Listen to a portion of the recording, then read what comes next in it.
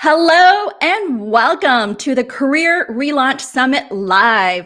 Whether you are tuning in live or watching the replay, I am so delighted that you're here. I'm your host, Diana YK.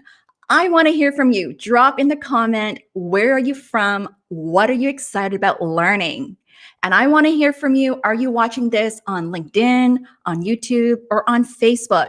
Drop it in the comment. I want to see you. I want to hear you. I see many of you here. Welcome, welcome, welcome. I am so excited to be here today. So the Career Relaunch Summit is to help you supercharge your career and job search for 2021. We have a jam-packed schedule with stellar speakers that I have lined up that I am so proud of.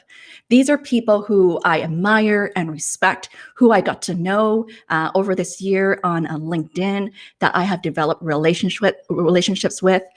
We have people who are LinkedIn top voices of 2020, 2019, people who are recognized as top job search experts on LinkedIn to follow.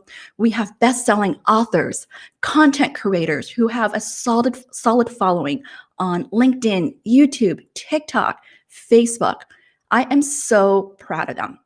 So here's how it's going to work today. I'm going to be having 20 fireside chats. That's about 10 hours of interviewing over the next 2 days. We're going to get to know about our speakers, and we are going to get their best insights and advice of their favorite topic, and we're going to be answering your questions as well. Super excited to have them. So I want you to be giving, lots of likes, good vibes. Let's raise the energy up. Let's have fun. My intention is to really give back in a big way this holiday season. It just happened less than a month ago, November 25th, where I woke up one morning, a month before Christmas, that I really want to do something special this holiday by giving back. And I didn't want to do it alone. So I decided to bring these speakers together. And within 3 weeks, this show is happening. And I am so excited to have you guys here today. So I want you to continue the chat room. I see a lot of you here as well. I'm going to display some chats on the screen later on as well. So many of you are here today. So the benefits of this summit, a few of the benefits of this summit. One is my intention is to really help you reset, rethink, and relaunch your career for 2021. Second is to really help you gain clarity, confidence, and a competitive edge. And then lastly is to really help you boost your inspiration, motivation, and your imagination in redesigning your career there. Okay, so before we welcome our speaker, I want to go through some housekeeping first, okay? And let me do a quick little intro about myself. So I'm Diana YK. I'm a former recruiter turned career coach, speaker, and trainer at My Market Ability. I help ambitious professionals, leaders, and executives to differentiate as top talent, stand out, get hired, and earn more. So I'm based in Toronto, Canada. I've also been recognized as one of the top job search experts to follow on LinkedIn. So some housekeeping. A lot of you often ask, is there a replay? Yes, there is. All you have to do is tune into my YouTube channel to watch the replays. They will all be there for you to watch. I will create a playlist of the Career Relaunch Summit as well. You can also catch it on my LinkedIn there. The other thing is if you want to see the full itinerary of the schedule and the speakers info, please make sure to go to www.mymarkability.com/summit. So if you have to check the schedule at any time, just feel free to just go to that link. If you want to find out about the speaker's website, their social media handles, just check out that website as well. Okay. And I also want to really encourage you to stay engaged. Really, the reason why I do something like this is I have a huge value for human connection. And instead of just making like a training event where I'm like lecturing, I really want to interact with a lot of you here. Okay, so type in that chat room, meet others, mingle with others as well. I want you to, contact each other because that's where you really see opportunities or identify opportunities.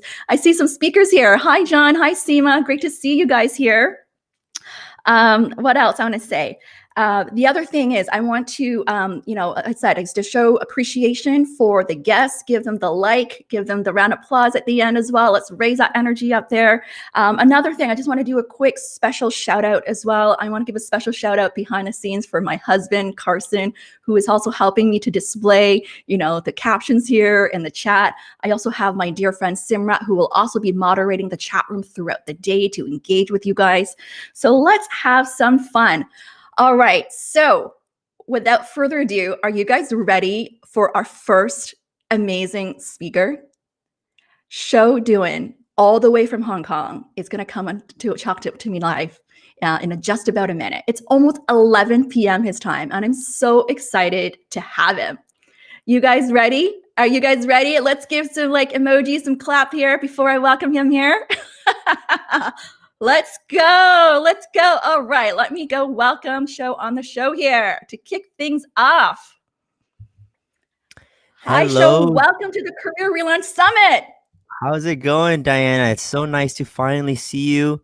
I mean, it's virtually, but it's a great energy in the crowd. I'm excited to be here. Thanks so much for hosting all of us. Oh, my pleasure. So let me give a quick intro about Sho. So I met Sho, I think this year, just about 8 months ago on LinkedIn. And I really wanted to connect with him because we have a lot in common. We share a passion in recruitment, in coaching. We have a common experience in consulting as well. And throughout this year, I've been following Sho's work on LinkedIn, and I've got to know him as well. I just recently found out that he loves barbecue pork rice, char siu fan, which is what I like as well. And he lives in Hong Kong right now, which is where I'm originally from. So we share so much in common. Sho, a little bit about him. He helps people to get the most out of their careers. He's helped thousands of clients land and thrive at some of the best companies in the world, including Google, Deloitte, Goldman Sachs, Apple, and many more. He's recognized as one of the LinkedIn top voices for 2020 in careers and job search. Congrats, Sho. And he's also a partner career coach with HKU Business School and Career Association. He has a diverse background in sales, marketing, consulting, learning development, and recruitment. Welcome, Sho. Thank you so much for being here. Yeah, thank you so much, Diana. That's a great introduction. Just a great introduction to the summit in general. I'm excited to tune into the other speakers as well.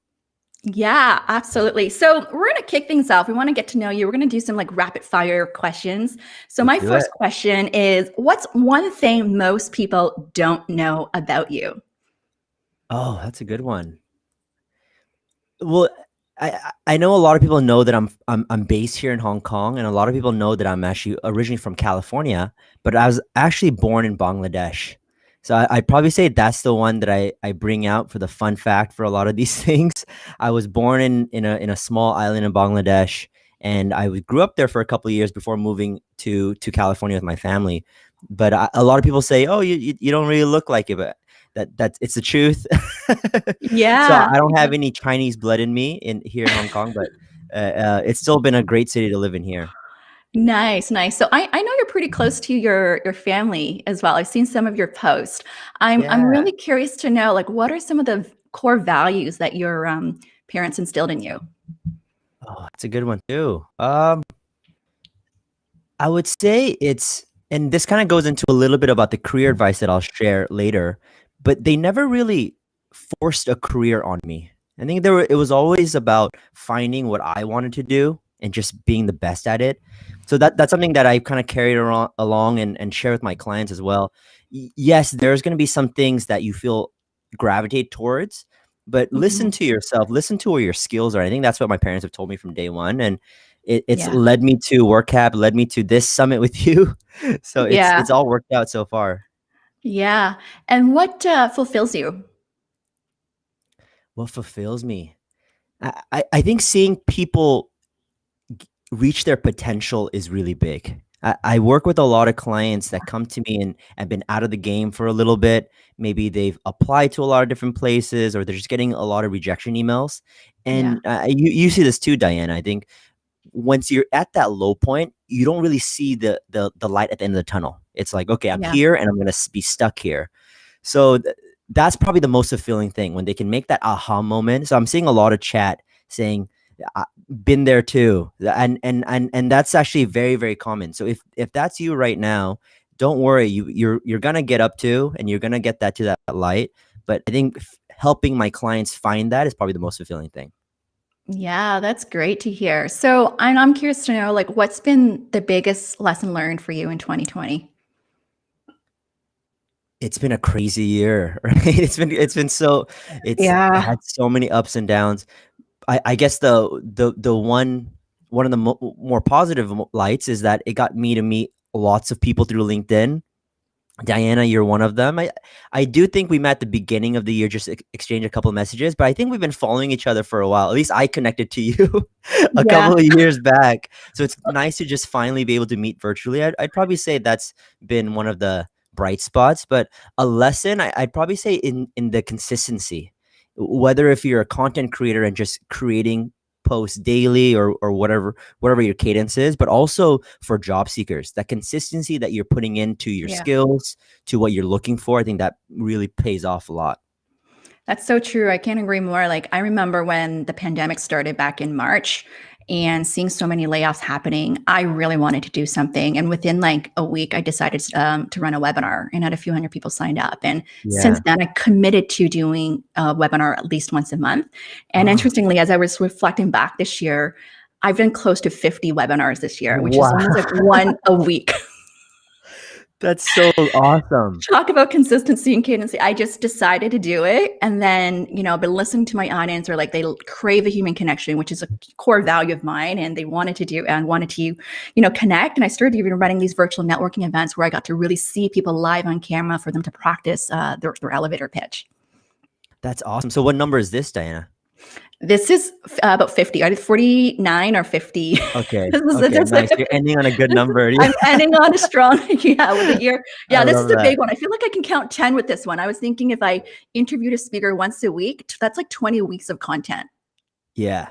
Yeah. I hear you. That's almost 5 I months mean, of content. but it's the amount of effort that you put in to just get everyone together. I mean, I'm here in Hong Kong, you're in Canada, we have people from the US, I think some people from Europe, like all over the world, just to be here. I think that's hats off to you, hats off to Carson. This is a huge deal. You guys Thank did a really you. great job. Isn't it amazing now that we can connect with anyone in the world through events like this? I was just thinking as I was getting ready, I was still getting ready 20 minutes before live. And I'm like, typically, if I go to an in-person event, I would be commuting 2 hours to the Oh location yeah. before the event. Oh, absolutely. This never happened. I mean, that's how you can kind of look at the positive side of everything that's been happening. Yeah. I'm seeing a lot of comments saying, "Me too, keep going." That's great. Everyone, if you're thankful for Diana for putting this together, type in "Go Diana." I'd love to see just the energy coming in from the chat, because she did a lot of back end work that you guys don't see, that I don't see. So Diana deserves all the applause here. Oh, thank you so much. I really just wanted to give back. That was my intention. And interestingly, through planning this, I've been meeting a lot of new people. I've been meeting new career coaches, business coaches messaging me, congratulating me, people from That's over awesome. the world. They're like, I've heard about this through my friend. And that's what's been most amazing. It's through that, like even just things that I didn't even think about, but I've been meeting so many great people throughout this journey here. That's so great. Yeah, that's amazing. So I want to hear, Cheryl, like, what's one of your proud client success stories? I would say, well, my specialty is in the pivot, right? So the whole focus for this 30-minute chat is all about the pivot. So I'd probably say that's when I feel the most accomplished, when someone comes to me and they're just in a role, or they're in an industry, or just in a situation that they're just not happy in. There was a client specifically that came out in my memory. She was in accounting for 10 years. In public accounting, was very successful in it too. I think she was at a couple of big fours, and she liked the stability, but deep down she knew she was really meant to do something a little bit more creative, a little bit more in the marketing field. Mm-hmm. So helping her go from accountant, and you know how the accounting world is very rigid, very structured, to then unleashing her creativity side, and then finding a role that was just absolutely perfect for her. She's a marketing director now at a really fast growing startup. So that pivot story, every time I have a pivot story, I think that's probably the it kind of reminds me, though, this is the reason why I'm here. This is the reason why I do this, because I've been in those shoes. I've also been in a career where I was like, man, I feel like I'm stuck here. So actually helping somebody else do it, I think that's the biggest wins I could give. Oh, that's amazing. Yeah, I know that feeling. When you hear a client win, you just feel so good as a Yeah. coach, and it just reminds me why you do what you do. I always get that. I get these goosebumps. Like I'm like celebrating for my clients as well. Like I'll be like dancing, and Yeah. I just love it when I get this win. I don't know, just that energy that I feel here. Oh, absolutely. That's all. I think there was actually a question that I had earlier today from someone asking, like, how do you know that you found the right role? How do you know that you're doing the right thing? And that's what you just described, Diana. I think that's it applies to us as career coaches. Like if you're dancing and you're happy after a long day, like you're winning. But the same thing applies to just job seekers or some current professionals. If you can go home on your train ride home or your car ride home, and you're like, hey, that was a really good day. That's when you know you found the right role. So Yeah. hats off to you, Dinah. You found the right role for yourself. It's going to be my 10 years next year. Crazy. I'm celebrating my 10 year in business in January That's 2021. so 10 years. exciting. It's crazy. Oh, I know. wow. So, Time let's flies. I Wow. know time flies. It's crazy. So I can't believe it. Shall we move into your topic on how Let's to get pivot into it. into a new role? Let's get into Let's that. get into it. Yeah. All right. So let's get into that. And guys, feel free to type in the chat what resonate with you, what are the key learnings, what questions you have as well. We see it in the chat room there. Okay. So let's start with your pivot story. What's your pivot story and what were the challenges that you faced and how you overcame those? Yeah, that's a great question. So when I first started my career, I was working in strategy consulting at EY. I again raised in California, so I wanted something different when I started my career. I was like, you know what, I'm gonna move to New York. So I moved across the country to a new city, and I've always kind of dreamed of this consulting life. I was gonna be traveling everywhere. I would rack up points. I would eat at fancy meals. But that wore off really fast, and you know that too, Diana. I think when you're going into a corporate career, you have this like really built up dream, but reality struck in, and it was a great experience, great people that I've met. But I just knew probably from the first couple of months, I knew I was probably not in this for the long haul. The all the allure of and the benefits kind of ran out. Mm-hmm. So I felt that HR and recruitment and possibly even coaching at that time was probably more applicable.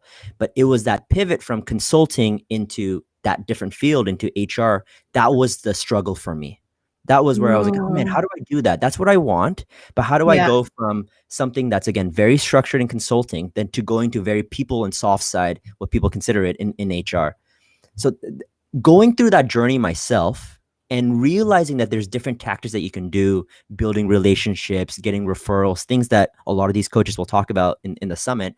That's when I was able to say, man, that there's so much that is just not taught to us. Yeah. So that was my big pivot story from strategy consulting at EY in New York, then going into HR in Hong Kong. That was 3 years ago. And I've pivoted a couple of times as well, but that was probably my big pivot at the beginning. What gave you that strength to make that pivot? So I have clients right now who are considering to make a pivot. Like I have one particular client in mind, like she's she's an analytical role. 80% of her job is about analytics data, but she has this passion for people, like training or coaching, maybe something that I'm doing. But it's in their head saying that I should be going into finance because I'm good with data and analytics, but it's not in my heart. How do you make that switch of going from the head to the heart and really like making that change? And I see this right now a lot because especially also with the pandemic, there's that bit more risk adverse as well, right? In terms of making that change. So I'm just curious about that. I wish there was like a line that I could say that like, okay, there you go. I know.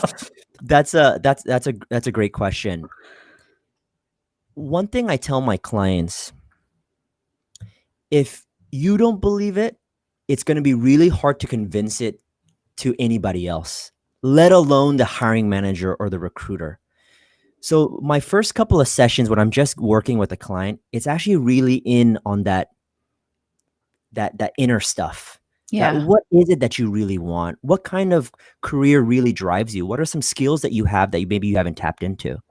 So going really deep, and then letting them know how good they are. I think that's a problem that I see commonly with some of my clients is I think other people can see how great they are, and I can see how great they are. I see their CV and it looks amazing, but they have this limiting belief that, oh, you know what, but I can't do it Yeah. because I was stuck doing something else.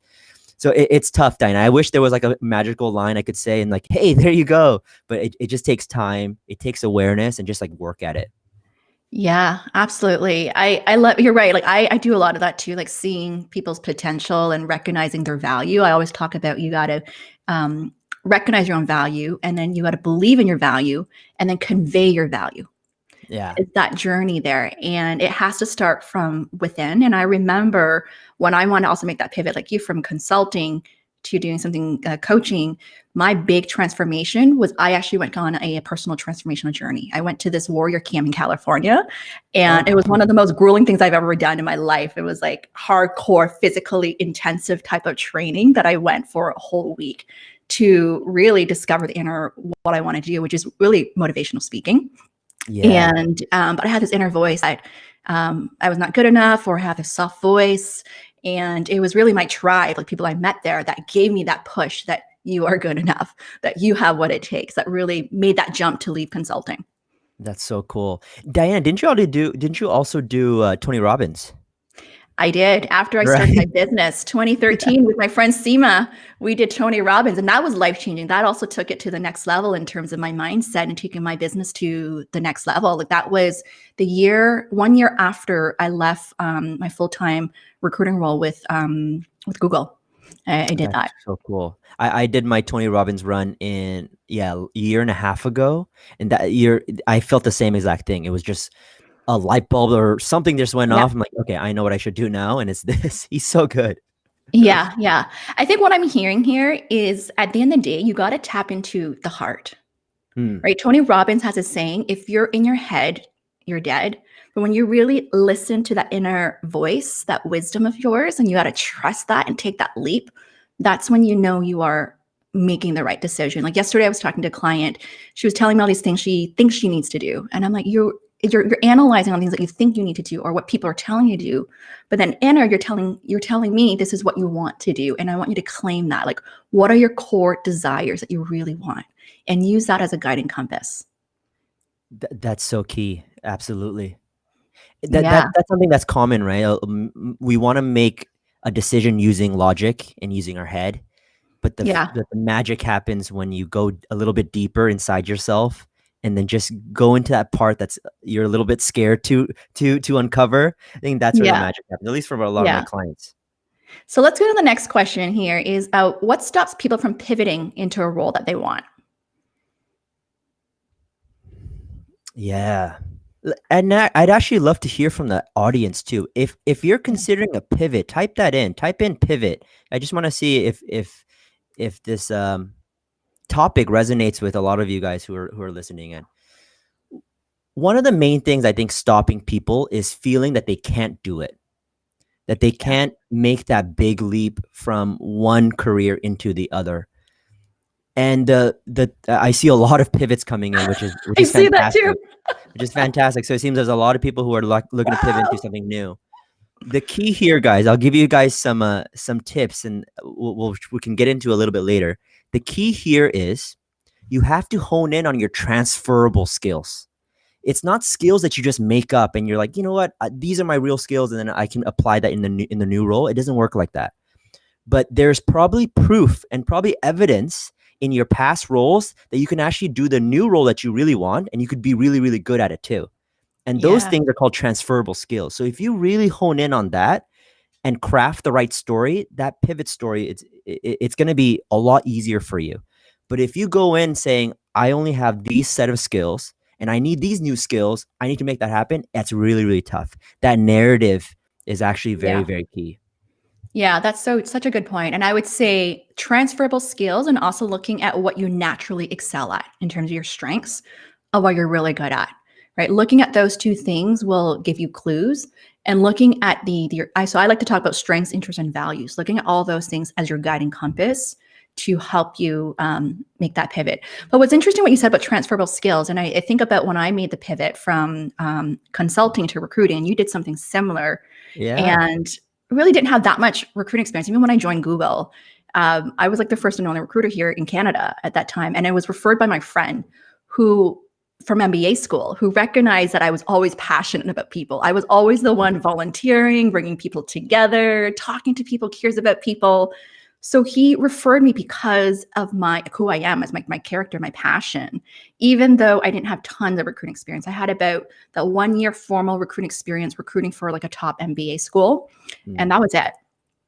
And it was really also purely based on the referral that got me in, and really the transferable skills and the strengths and the passion there. And I think that really helped me stand out there. And that's a big pivot too, Diana, from consulting to recruitment. You're absolutely right. That's the same thing I did when I was trying to get into HR. We have so much in common. Hong Kong, consulting, recruitment. And I'm curious to know, and this is where I want to hear from others too, right? You know, they're about what said pivot. Did you ever had people telling you that you should not do this, or this is like too big a risk or a jump, like going from consulting, you're already working for a top company. Why do you go into recruiting? Or even when I started my business, I remember my mom telling me like, why are you starting your business? It's too risky. It's not stable. Yeah. And okay, that's another thing that we have, another thing in common. Risk-averse moms. Risk-averse moms. Yeah. We should ask the audience here. Anyone have like people in your life? What's the hashtag that we should get them to type in? Like, yeah, hashtag risk-averse. Hashtag risk-averse. If you have anybody like that in your support system or your family that's risk-averse, hashtag risk-averse. But that's what it was. That's what it was, Diana. I was making really good money at EY. I was very, very comfortable. And that was a hard thing to convince my mom of, like, hey, I'm going to take a pay cut. I'm going to do this. I'm going to do this thing that I actually really want to do. And I think she was on board after a couple of discussions, but that is something that stops a lot of people. It's the comfort. It's the stability of what you have now. And that's something that I would actually I think others can do as well. There's some stigma around taking a pay cut, around, oh no, you should, anytime you move, you need at least that 20% jump. You need at least that. I agree to that at a certain extent, but we got to play the long game with our career. Yeah. Yes, if you want to stay in the same industry and wanted the same role forever, it makes sense to get that pay jump and rise in level and rise in seniority. But if you want to pivot to something that you actually want to do, that fulfillment that you're going to feel in that role is going to outweigh that couple $1,000s extra a month, or couple thousands, whatever the financial number is. But the happiness and the fulfillment is going to outweigh it. And it's a long game. You're going to get into that. You're going to get into the high level positions after you're in that role. You're absolutely right. You know what was the turning point for me was, because even for me, like growing up, I've always, I guess, really obeyed or wanted to make my parents proud. Growing up in American culture, all about being respectful, and I'm also the eldest in the family. I always had this pressure of being the role model for my siblings, so I always wanted to impress them. And it wasn't until I went through coaching training school to become a life coach. I had a coach who called me out and said, Diana, stop living the life that your parents want you to live and start being true to who you are. That's so that good. was the breaking point for me in terms of the transformation, where I basically, it's like unleashing, who I think, or what my parents wanted me to me being who I truly wanted to be. That's so good. That's a good coach you had, Diana. That's a really good coach that was able to. She called me out. I just I was crying. I was like, oh, at this moment, I was like, all right, it's time. It's time to unleash. Yeah. I love that. Right? Type in the hashtag if you're ready to unleash your potential. Hashtag unleash. That's a good one. Yeah. So let's move into our next question is, how does one know when they found the right role? We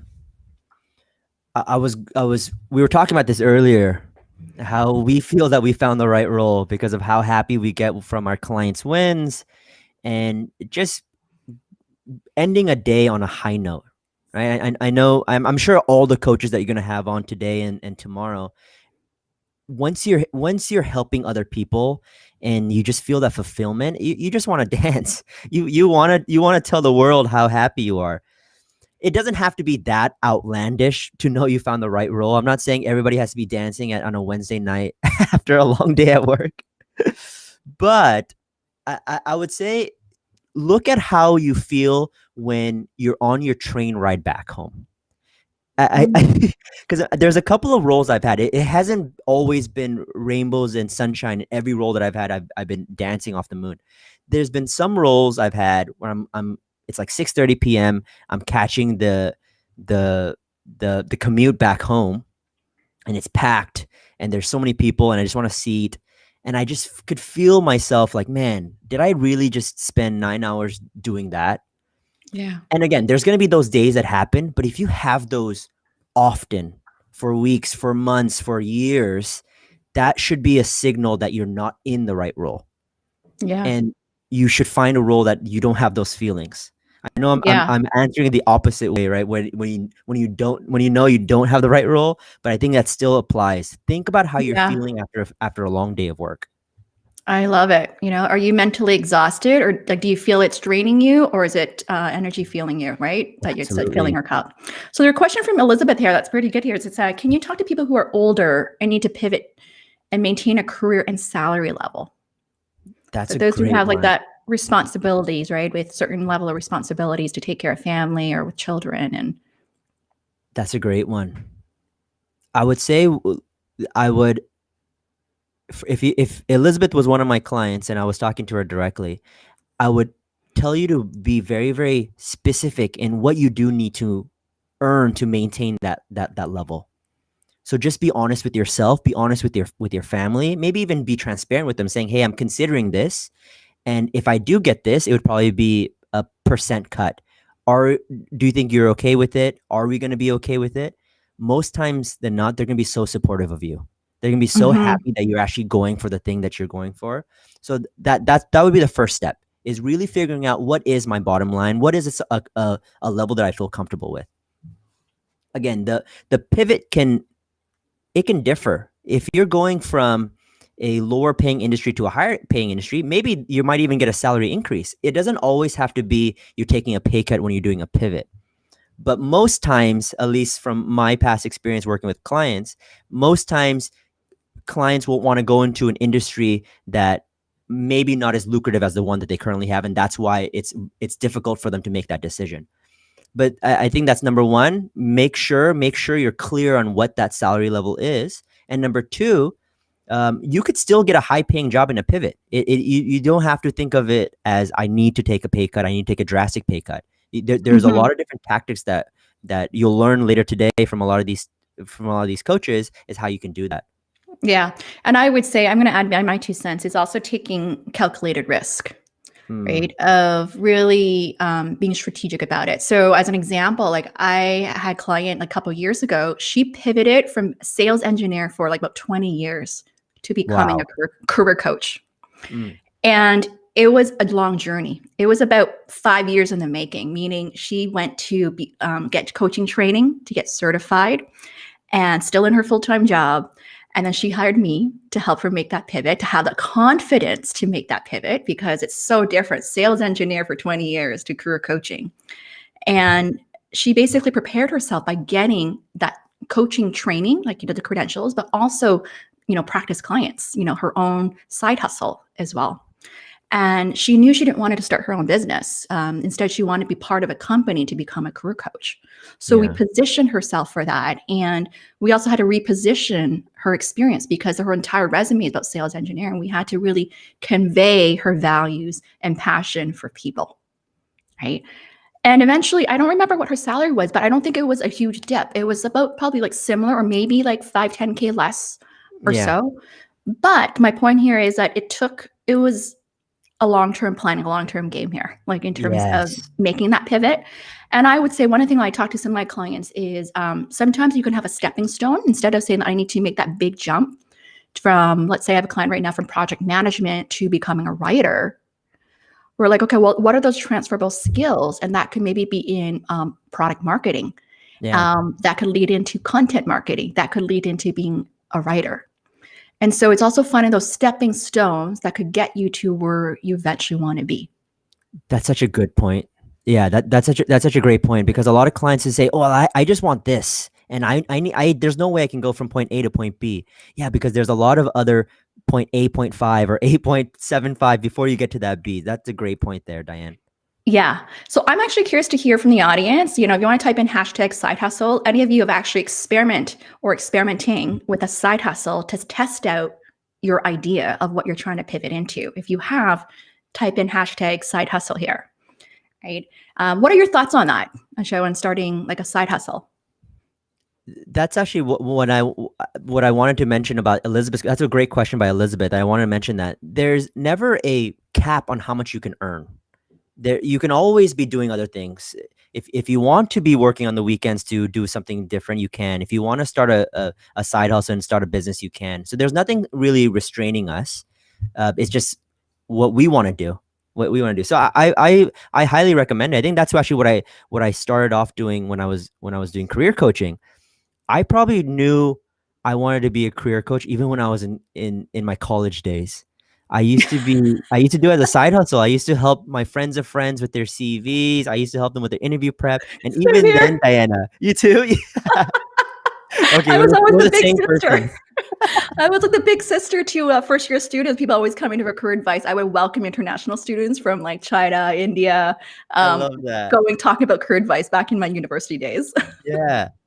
So it started off as a side hustle, and then now it's gone obviously to be our full time hustle. But it starts somewhere.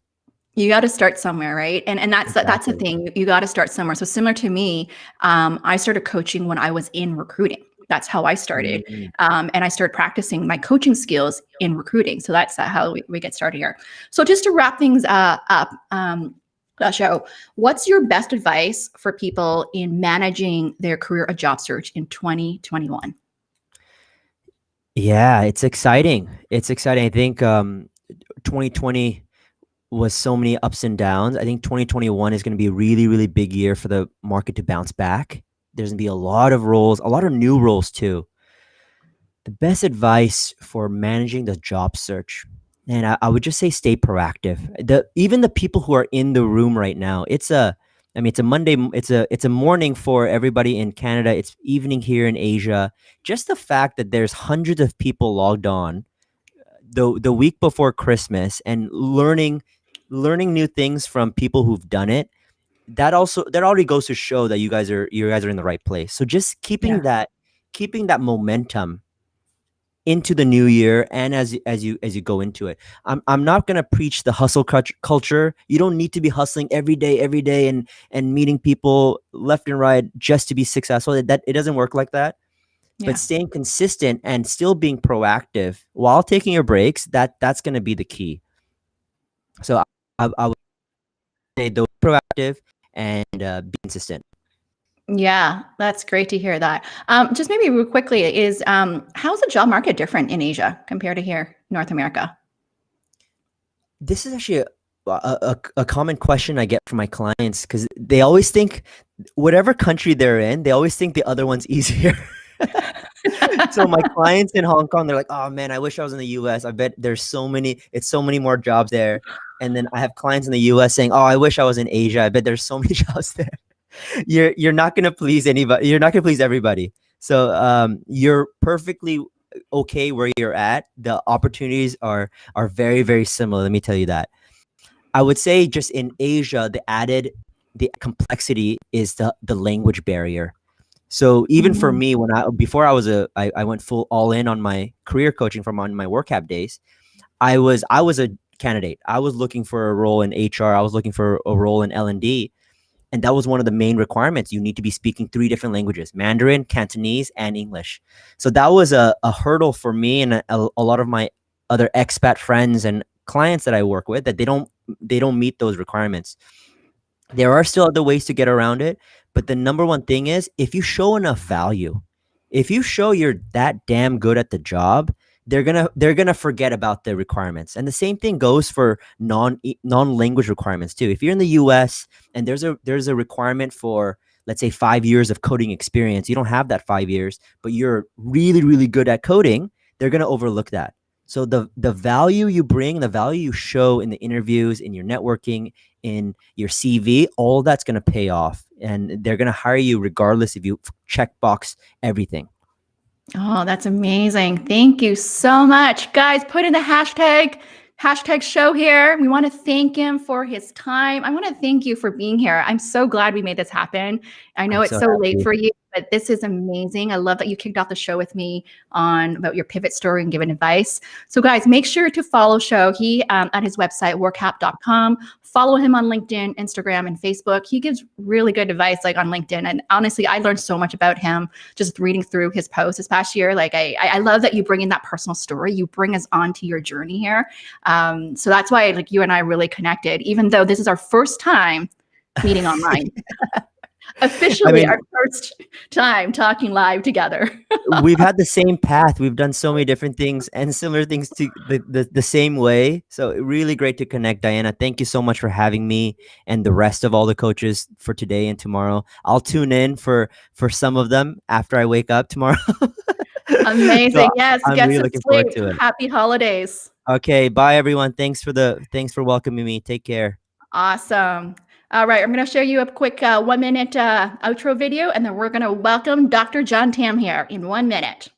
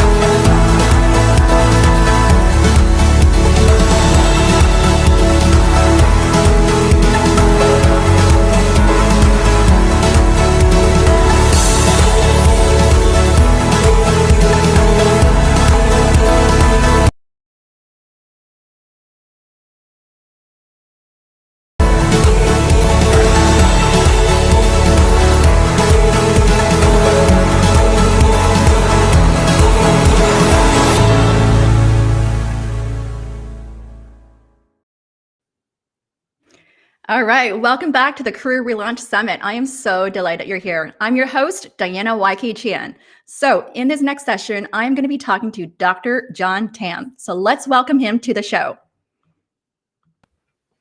Hello, John. How are you? I'm good. How are you, Diana? I'm doing great. Thank you so much for being here. I recently had the pleasure to meet John through my friend Kamara Toffolo's through her show, and we recently connected. And I also found that we have so much in common. John and I discovered that him and I are like neighbors. We literally live like a few minutes away from each other. We both speak Cantonese. Cool thing about him is that he can type in Cantonese and Chinese. I can't. He can do that. So that makes me laugh when he types to me in Chinese there. Anyhow, so Dr. John Tam, he is has his PhD from University of Oxford, where he specialized in philosophy and sociology. He also helps ambitious millennial professionals who feel stuck in their careers to gain clarity to transition into their dream careers. He specializes in using personality science to find their career path and leverage their strengths while covering their blind spots. His topic today is how to use personality psychology to uncover your strengths and blind spots. He's published original research in leading social science journals and major media outlets. So guys, let's welcome Dr. John Tam. Let's give a clap of your favorite emoji in there. Let's just clap to welcome him there. So John, thank you so much for being here. How's it going? It's going great, neighbor. How are you doing? I'm doing great. I know. Wish we could go have like a coffee or something like dim sum here, right? Yeah, we should. We should totally do that after this is over. Yeah. So we're going to kick off with some questions to get to know you, and then we're going to dive into your topic. So first of all, why don't we start with like, what's one thing most people don't know about you? Well, most people don't know that in another life of mine, I produced 4 albums with my rock band when I was in university and toured Canada, and also had 1 or 2 international tours. And that was, that was a good 4 or 5 years of, I was doing university at that time, but I was also, doing a lot of music production. I was actually the guy doing all the stuff on the back end. And so a lot of those skills, and I was listening to you and Sho earlier, a lot of those transferable skills are now applicable to my work here on, on social media or on YouTube or whatever. I mean, it's so important, these transferable skills. That is so cool. Hence why I see the guitar there behind, right? I see, Yeah. It's sticking out of my head. Doesn't look that good, it's but so cool. I'm curious, I guess this is what came up because I didn't know there's a music piece there. And I mean, I feel like you also have the intellectual side. Like you also have your master's in education and you pursue your PhD. Like what was that, the reason or why you decided to pursue that? Because it's a big commitment. Yeah. I mean, my heart has always been with, my interest has always been with people, looking at people. Since I was a kid, I've always been fascinated by society and people. And so being I guess a not so traditional Chinese in our neighborhood, I went and studied history from my undergrad. And what can you do with a history degree, right? That was my worst subject. Really? Yeah. I mean, I got my history degree, and then I moved on to just like, what can I do with this? So I'm like, okay, let's, education, right? I was coaching kids at that time at my church in basketball and so on. I was like, hey, I like working with kids. And so I became a teacher, and before long I was like, wait a second, I felt something was missing. And so I was like, okay, let's get more degrees, right? And so I got my first master's, and then got my second master's at a better school, and then, or a more brand name school, I guess. And then finally I fulfilled the Asian dream of going to Oxford and got my PhD in sociology. Was there any pressure from your family? Any pressure or? No, actually, it wasn't even pressure. I would say it's more like they always instilled the expectation that you can achieve the highest degree possible, a terminal degree. And I've always believed that since I was a kid. I don't really, I never really questioned it. And so that's what I did, right? They weren't pressuring me. It wasn't like a tiger parent. Like my parents weren't like tiger parents or anything. Slightly risk averse, right? My mom. But generally speaking, no, it wasn't a lot of pressure. I just, did it because I loved it. Yeah, that's great to hear. So I'm curious to know, what's been your biggest lesson learned in 2020? I think the biggest lesson learned is to pivot. Like you have to pivot. Always. I mean, whether you're in business. So before moving a lot of what I do on my career coaching online, a lot of what I did was I worked, with clients face to face in Toronto. You host these workshops, group sessions, or whatnot. But with once, I was following the news already in January, and when the news broke in Wuhan, I was like, okay, it does this. Like you always feel like, okay, is it gonna blow up, right? And then when you start seeing the signs of it blowing up in Italy, I was like, okay, we better start pivoting. And so when Italy was happening, we started pivoting. And you always gotta stay on your toes, whether it's on your business or in your career. You always gotta stay on your toes, especially now we're in an age of like major disruption with like AI, automation, 5G, robotics, biotech, quantum computers. All these are gonna like rock every industry. And that's why you always got to be pivoting. You always got to be on your toes. Yeah. I'm curious to know, how can people manage, I guess, their mindset when they go through uncertainty? What are some like your quick tips for people in managing? Well, uncertainty sets in because of our fight or flight system in the amygdala, right? So essentially the lower part of our brain. And if you think about your brain, there's like the root part, which is closer to your spinal cord. There's the outside part, which is the part that we developed that the apes didn't develop, right? And the inner part is the fight or flight part, where it's like quick trigger. It's close, it's reflexive. And then on the outer part, it's the logical part. When you think about how we receive stimuli and how we perceive things, what happens first hits your emotions and then hits your logic. That's why emotions always go first. If your emotions are unstable, it's difficult to function properly. And I'm sure everyone have experienced that at one point or another. Like when you're stressed, when you're sad, when you're angry, you can't think logically, like straight up, right? That's just how we're wired. And so, one of the things that I like to I really teach my clients is that, there's a fast brain and there's a slow brain. When your fast brain is all over the place, one thing you need to do, and I understand, and I agree with what you and Sho were talking about in terms of, having that emotion and tapping into that. But I think a lot of times the fear can be cast away with knowledge, right? For example, back in the caveman days, we were terrified to walk out in the dark. But when it's a little bit better when you have a torch and you know what the path is, and then when you illuminate in broad daylight, there's no fear at all, right? Because you see what's in front of you. And so I think a lot of times and that's where the coaching really comes in, where there's an accountability partner, someone to bounce ideas off, someone to hold you accountable, and make sure that you do the steps to gain that knowledge. And I specialize in helping people gain clarity, but what we find is that when people gain clarity, it's like, I'm clear now. It's like, now what, right? Yeah. And then they feel stuck again.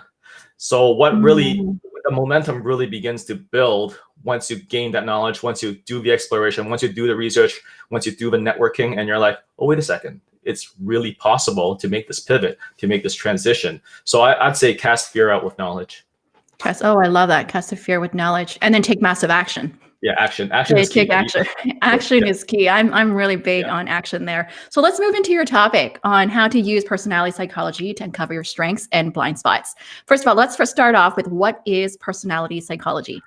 Well, personality psychology is essentially how people are predispositioned in terms of how they're wired. So there's something essentially, when we're born, there's nature and nurture, right? Nature is how you're pre-wired, and when you are pre-wired in a certain way, there are certain things that would come easier to you. So the obvious one would be introvert or extrovert, right?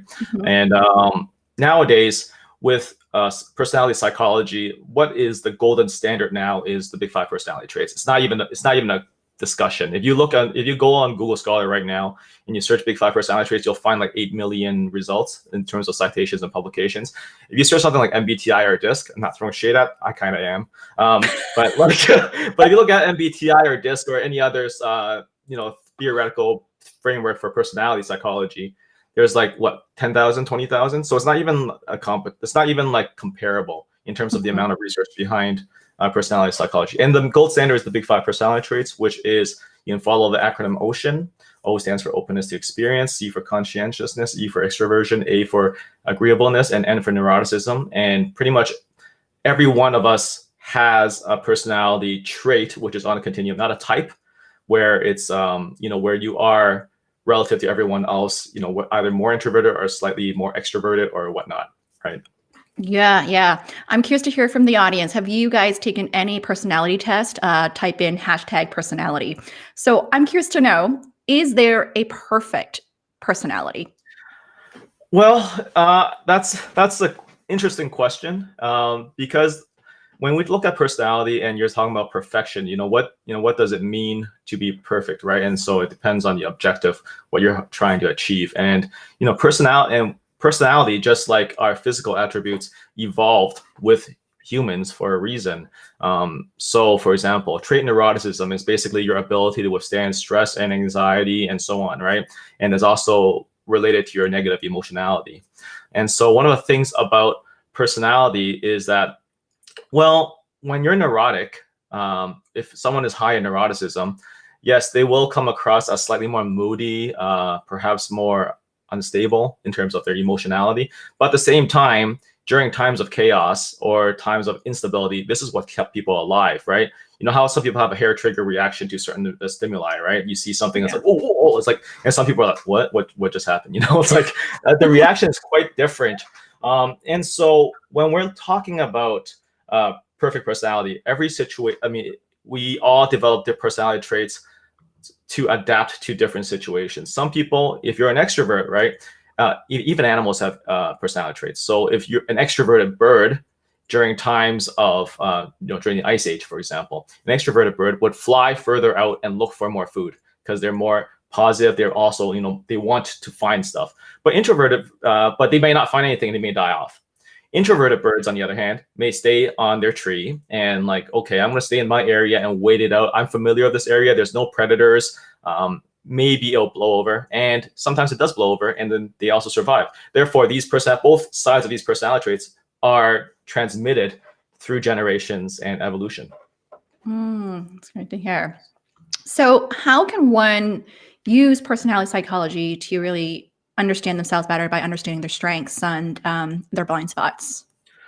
Well, I think in terms of their strengths and blind spots, there are it's kind of like a battery, let's talk about extroversion again, because that's one most people are familiar with. In terms of battery, some people have a lot, like, if you're extroverted and you like working with people, you like people all the time, then you will have a larger extrovert battery and you'll have a smaller introvert battery, right? Some people who are balanced would have both, and that's what we call the ambiverts. That's why we don't like use personality types, because personality type is saying you're either introvert or extrovert. But if you take an MBTI test before, one time you'll take a month ago you'll be an extrovert, the next month you'll be an introvert, right? And so that's why the big 5 personality traits is good, because there's a level of gradients. You can be an ambivert, have equal batteries. And then there's the introvert, right? You have a bigger introvert battery and a smaller extrovert battery. What happens is, you have a natural predisposition to liking people. Doesn't mean you're good with people. And that's where the soft skills come in. And that's why I talk a lot about soft skills, because soft skills are essentially people skills and self-management skills, right? And so when you're talking with, when you have people skills, so for example, Bill Gates is extremely introverted, right? If you look at his documentary on Netflix, super introverted person. However, his mom put him in a situation where he has to constantly be sociable and learn to care about people and engage with people. And as a result, he built a lot of people skills. And, even though you look at him, you still feel he's kind of like quirky, nerdy, introverted, nerdy, that kind of thing. But at the same time, he built a multi-billion-dollar business, right? And that's essentially because even though he's introverted, he built the soft skills so that he can deal with people when he needed to. And so there's not really, so when we're talking about, strengths and blind spots, it's about knowing what your strengths are, what is your natural battery, and leverage that in the best way possible. Put yourself in a position to work in, trades or different lines of work that uses these personality traits. So for example, a leader would be more extroverted in general. A specialist would be more introverted in general. Interesting. So interesting to hear from the audience here. Type into the comment here, like, what are 3 words that you use to describe your personality or your strengths, or like, what are you known for? Type it in there. I want to hear from you guys. This is really interesting. So my next question is, how do you be more likable with personality psychology? Because we talk about a lot of soft skills, and I know like in the job search world, like I always talk about, you have only studies show like 7 seconds that someone makes a first impression about you, and the next thing they form is whether they like you or not, right? So in a job interview, that first impression really matters. And so curious, like, what are your tips on how to be more likable? Well, one of the things about being likable, there's a lot of ways to be likable. One of the easiest ways to be likable is through a technique called what we call mirroring. And I know NLP talks about it. Tony Robbins talks about it as well. Mirroring is essentially, if someone is like touching their face, you do that. You do the same thing. Someone's crossing their arms, you do the same thing. You mirror them, right? Don't do it in a creepy way, of course. Like, don't do it immediately. But essentially, when someone's laughing, what we find in when we replay people in slow-mo and 2 people are really in sync, your brains will actually automatically mirror one another. And so if like you and I just chuckled, right? And what you'll find is if we replay this in slow-mo, we are going to find that our chuckling frequency is the same, because we literally synchronize. And that's the thing about Zoom, right? There's always a delay that makes it slightly more difficult. But mirroring is a great way to become more likable. So if you're extroverted, right, extroverted people tend to speak a little faster. So you can see I speak pretty fast. And so you want to mirror someone who is speaking fast. If someone is slightly introverted and they're speaking a little slower and slightly voice, then you want to mirror that as well. And that's just a very easy way. The energy. The energy is what we call it. But essentially, it's breaking it into those micro emotions, micro behaviors, and just reflecting that. We naturally do it, but when we get nervous, we tend to shut that down. So that's why it's so important to be relaxed, just be yourself, composed when you are in an interview situation or when you're networking, and just speak to people in a way that's natural to you. And when you just mentioned, like, I know, like, when people are nervous going to an interview, they tend to either ramble or speak really fast. So this is why it's so important to calm our mind through breathing. Like, when you're nervous, the best thing you can do is just really to breathe, right? And I know my friend Axima, who's talking tomorrow, her and I, she's all about the inner inside out. And when her and I talk, we always have this slower pace. She's all about finding your flow. And so we have this slower pace of how we talk as well. So it's like you said, matching the energy level there. Yeah. Mhm, I mhm. love that. Okay. So, my other question here is how to leverage your personality to become more marketable. So you think about, I guess, from a career job search context, it's like, how do you become more attractive or more in demand by really leveraging your personality? Well, I think it's not just leveraging it to be more marketable. It also is about, it's interesting because when you're looking at, also depends on what stage of your career you're in. When you're looking at people, when you're going for an entry level or junior level job, what happens is, they hire you for hard skills more than soft skills, right? You are the grunt in the system, you are a cog in the system, and you got to execute and do the stuff. As you get higher, what happens is in order to, you use hard skills to get in the door. You use soft skills to climb up the ladder. And essentially, and the reason is because, in my recent videos on YouTube, I talked a lot about the glass ceiling and the bamboo ceiling. And the fact of the matter is, the higher you go in the corporate ladder, what happens is people are equally as competent as you, right? And therefore, at that level, the differentiating factor would be trust. And trust is mediated through soft skills. Basically, whether someone trusts you or not is whether you are able to reflect that you're one of them or not. Like, what, and because can you imagine bringing in a teammate that works well with you is awesome, but if you bring in someone who you do not trust in the leadership team, what that creates is a very tense and stressful working environment. And that's why you have these glass ceilings and these bamboo ceilings. A bamboo ceiling is a glass ceiling for Asians, whether East Asian or South Asian. And therefore, in order to become more marketable, you have to understand that you have to understand your strengths and blind spots to leverage your soft skills, and also to build the soft skills that you don't have so that you can be effective in leadership positions. Because the higher you go, the more, actually there's only two trajectories. There's one trajectory which is you're going to become a leader or a manager. The other trajectory is become a specialist, right? And that's really, if you look at corporate structures, those are the really, the two main options. You don't really become a generalist the higher you go. Right, So, right. I love that.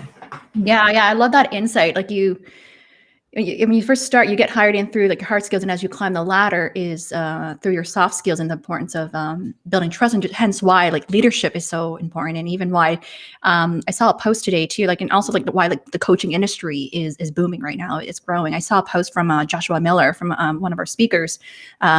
He talked about how when people invest in coaching, that their income level increases as well, and it's also their ability to influence, to build trust, to gain alignment there. So type in #trust. The key lesson about the soft skill here about building trust here. So I have a question from Elizabeth. What do you have to say about bias? There are many issues with hiring people who are just like you. You seem to be asking people to fit a mold. I am not asking people to fit a mold. And this is a great question. Like, this is one of the forefront topics right now. If you pull it to a social in terms of a social justice extreme, you're talking about BLM. If you're talking and also diversity in general. I have a global client base, so it's not like I'm focused only on American or Canadian issues. But essentially, what we're looking at is when we're looking at hiring, and I approve of NASDAQ's recent.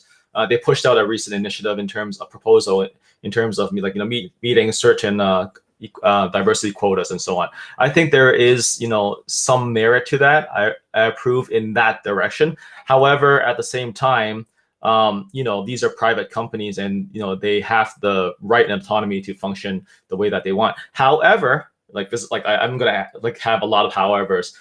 We are entering a world like a increasingly globalized world, and then any company that wants to remain competitive needs to have a diverse workforce in order to back up their services. I mean, you can just look at the recent train wreck of Mulan, right? They had a director where they had a face of a whole bunch of Chinese people being the actors, but the back end was all essentially they don't understand the culture, and therefore it totally tanked in China to the extent that the government had to mute the press about talking about it. So I think there needs to be a balance. We can't just throw in diversity in all the leadership positions, because number one, they're private companies, and number two, for the private companies, but number two, they're also gonna have a lot of resistance in terms of the trust, and it's gonna destabilize a lot of things. So I believe in progress. I believe in diversity, but it's got to be done in a pace where it's manageable. And to be very frank, the West is an awesome place for this initiative, because if you go to anywhere else, can you imagine, like, these are human mechanisms. These are not, I don't want to outright dismiss it as racism or discrimination. These are human mechanisms. If you have a white person go to China and try to climb that corporate ladder, you're going to face the exact same glass ceiling that I was talking about in terms of the resistance, in terms of the trust issues, in terms of the soft skills that individual needs to build. So once again, I think it's, we have to approach this with moderation. Yeah, it's great. We have a question from Eula from UK here. What advice do you have for Asian females in Western male-dominated management or executive level? Yeah, I think there are several things. Number, you have to build what we call strong social capital, and which is essentially a very strong supportive network. Have mentors, have sponsors, bring people along, like support other people so that they in turn can support you.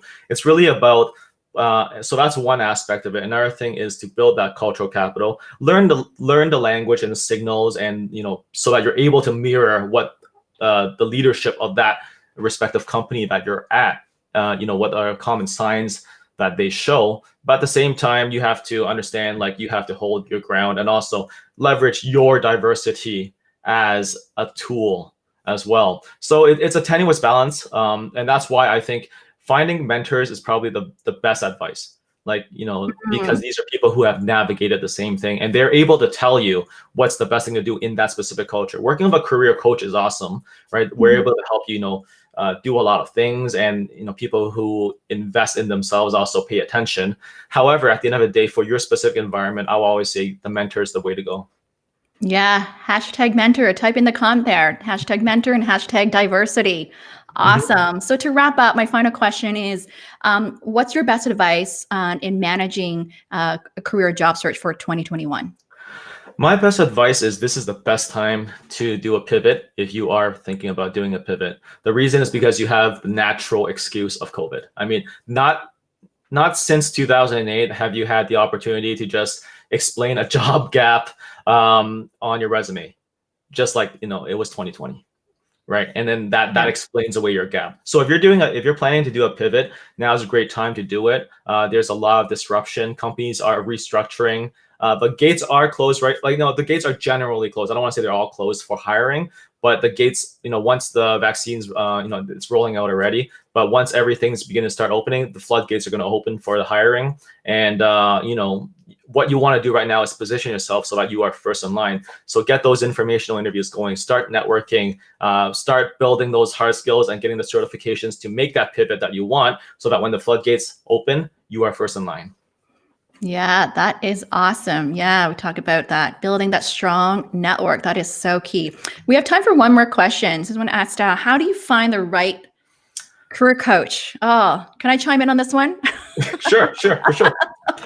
I love this. This is a great question. So, I always actually ask people, when I talk to them as well, how do you know when you found your right career coach? And I always suggest, before you go out, go interview a few career coaches, define your criteria. What are you looking for in a coach? Put that criteria list, 3 to 5 things of list that you're looking for in terms of their specialty, their niche, what they specialize in. So for example, I really specialize in the job search space on marketing, branding, and selling yourself. So oftentimes I'll have career clarity coaches who refer me clients once they've done that clarity. I do the career clarity work as well, but not as much in terms of if someone's really, really lost. So first of all, it's getting clear what's your criteria. Second is understanding what is the coach's specialty there. I think that's really important. And third is really go have these informational chats, having a consultation call to find out more. I suggest following, we have tons of coaches today that I'm talking to in the next few days. Go check out their work, follow their LinkedIn, YouTube. Does their style resonate with you? We all have different personality and styles. And if it resonates with you, I suggest you to reach out to them and see if you can book a time to chat with them there. Do you have your 2 cents to add?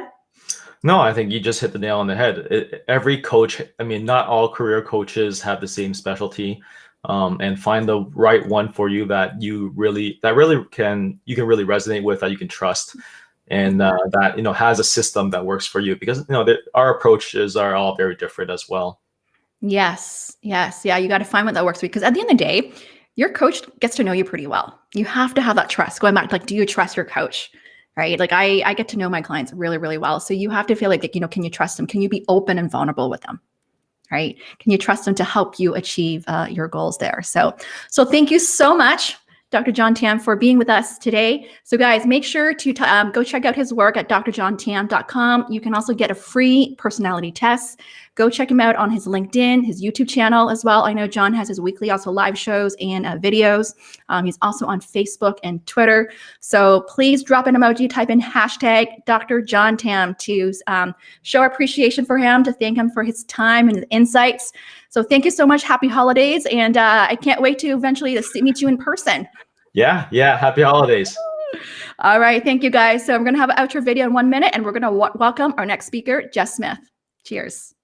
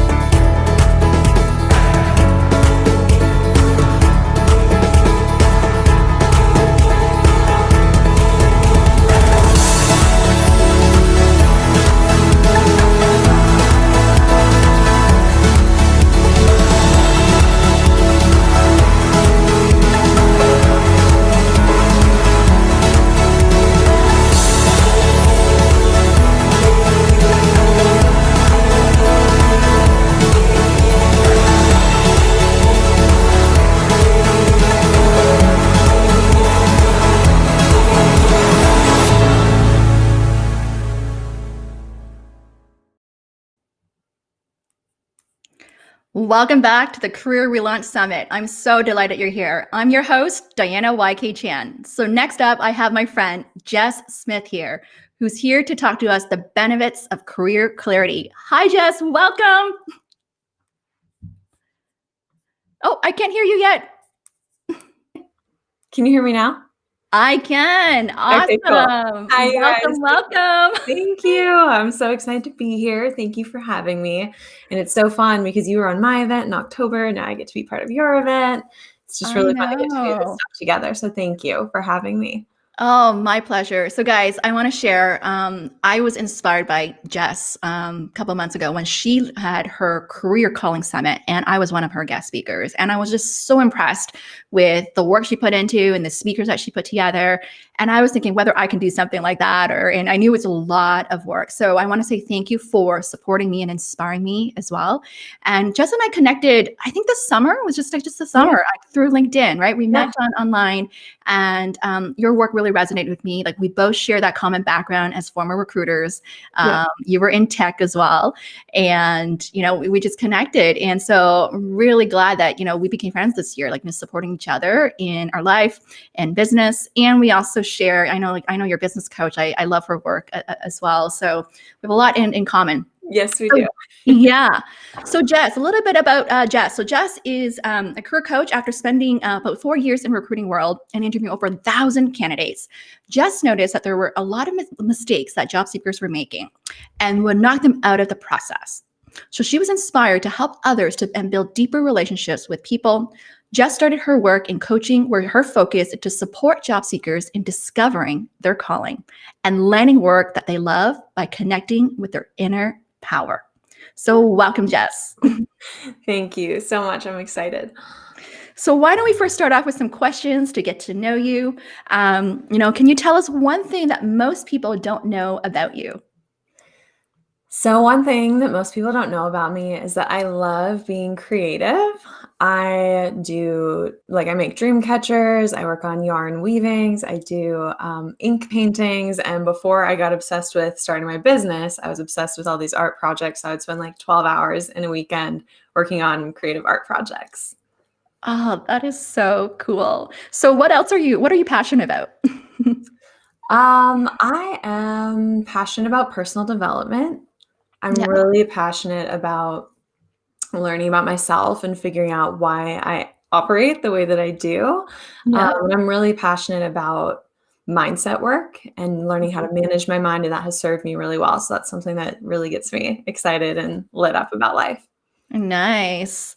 And I'm curious to know, like, what's been your biggest lesson learned in 2020? It's such a great question.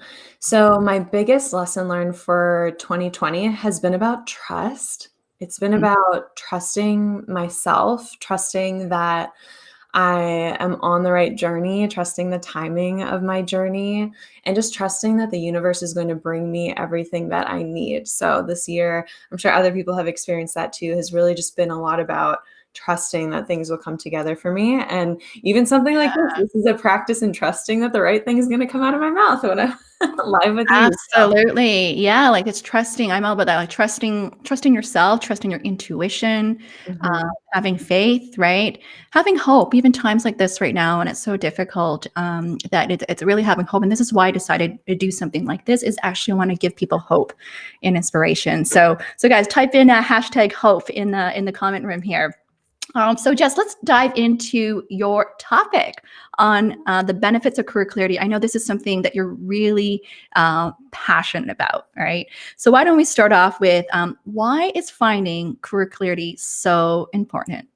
Yeah, thank you for asking. So, I am really passionate about this topic because I'm someone who grew up with my dad doing work that he loved his whole life. And so, even though he's worked really hard, I never remember him complaining about it or anything. And so, I always wanted that for myself. So, right out of the gate, I was very like, I'm going to find something that makes me happy, something that I love doing, something that I'm good at.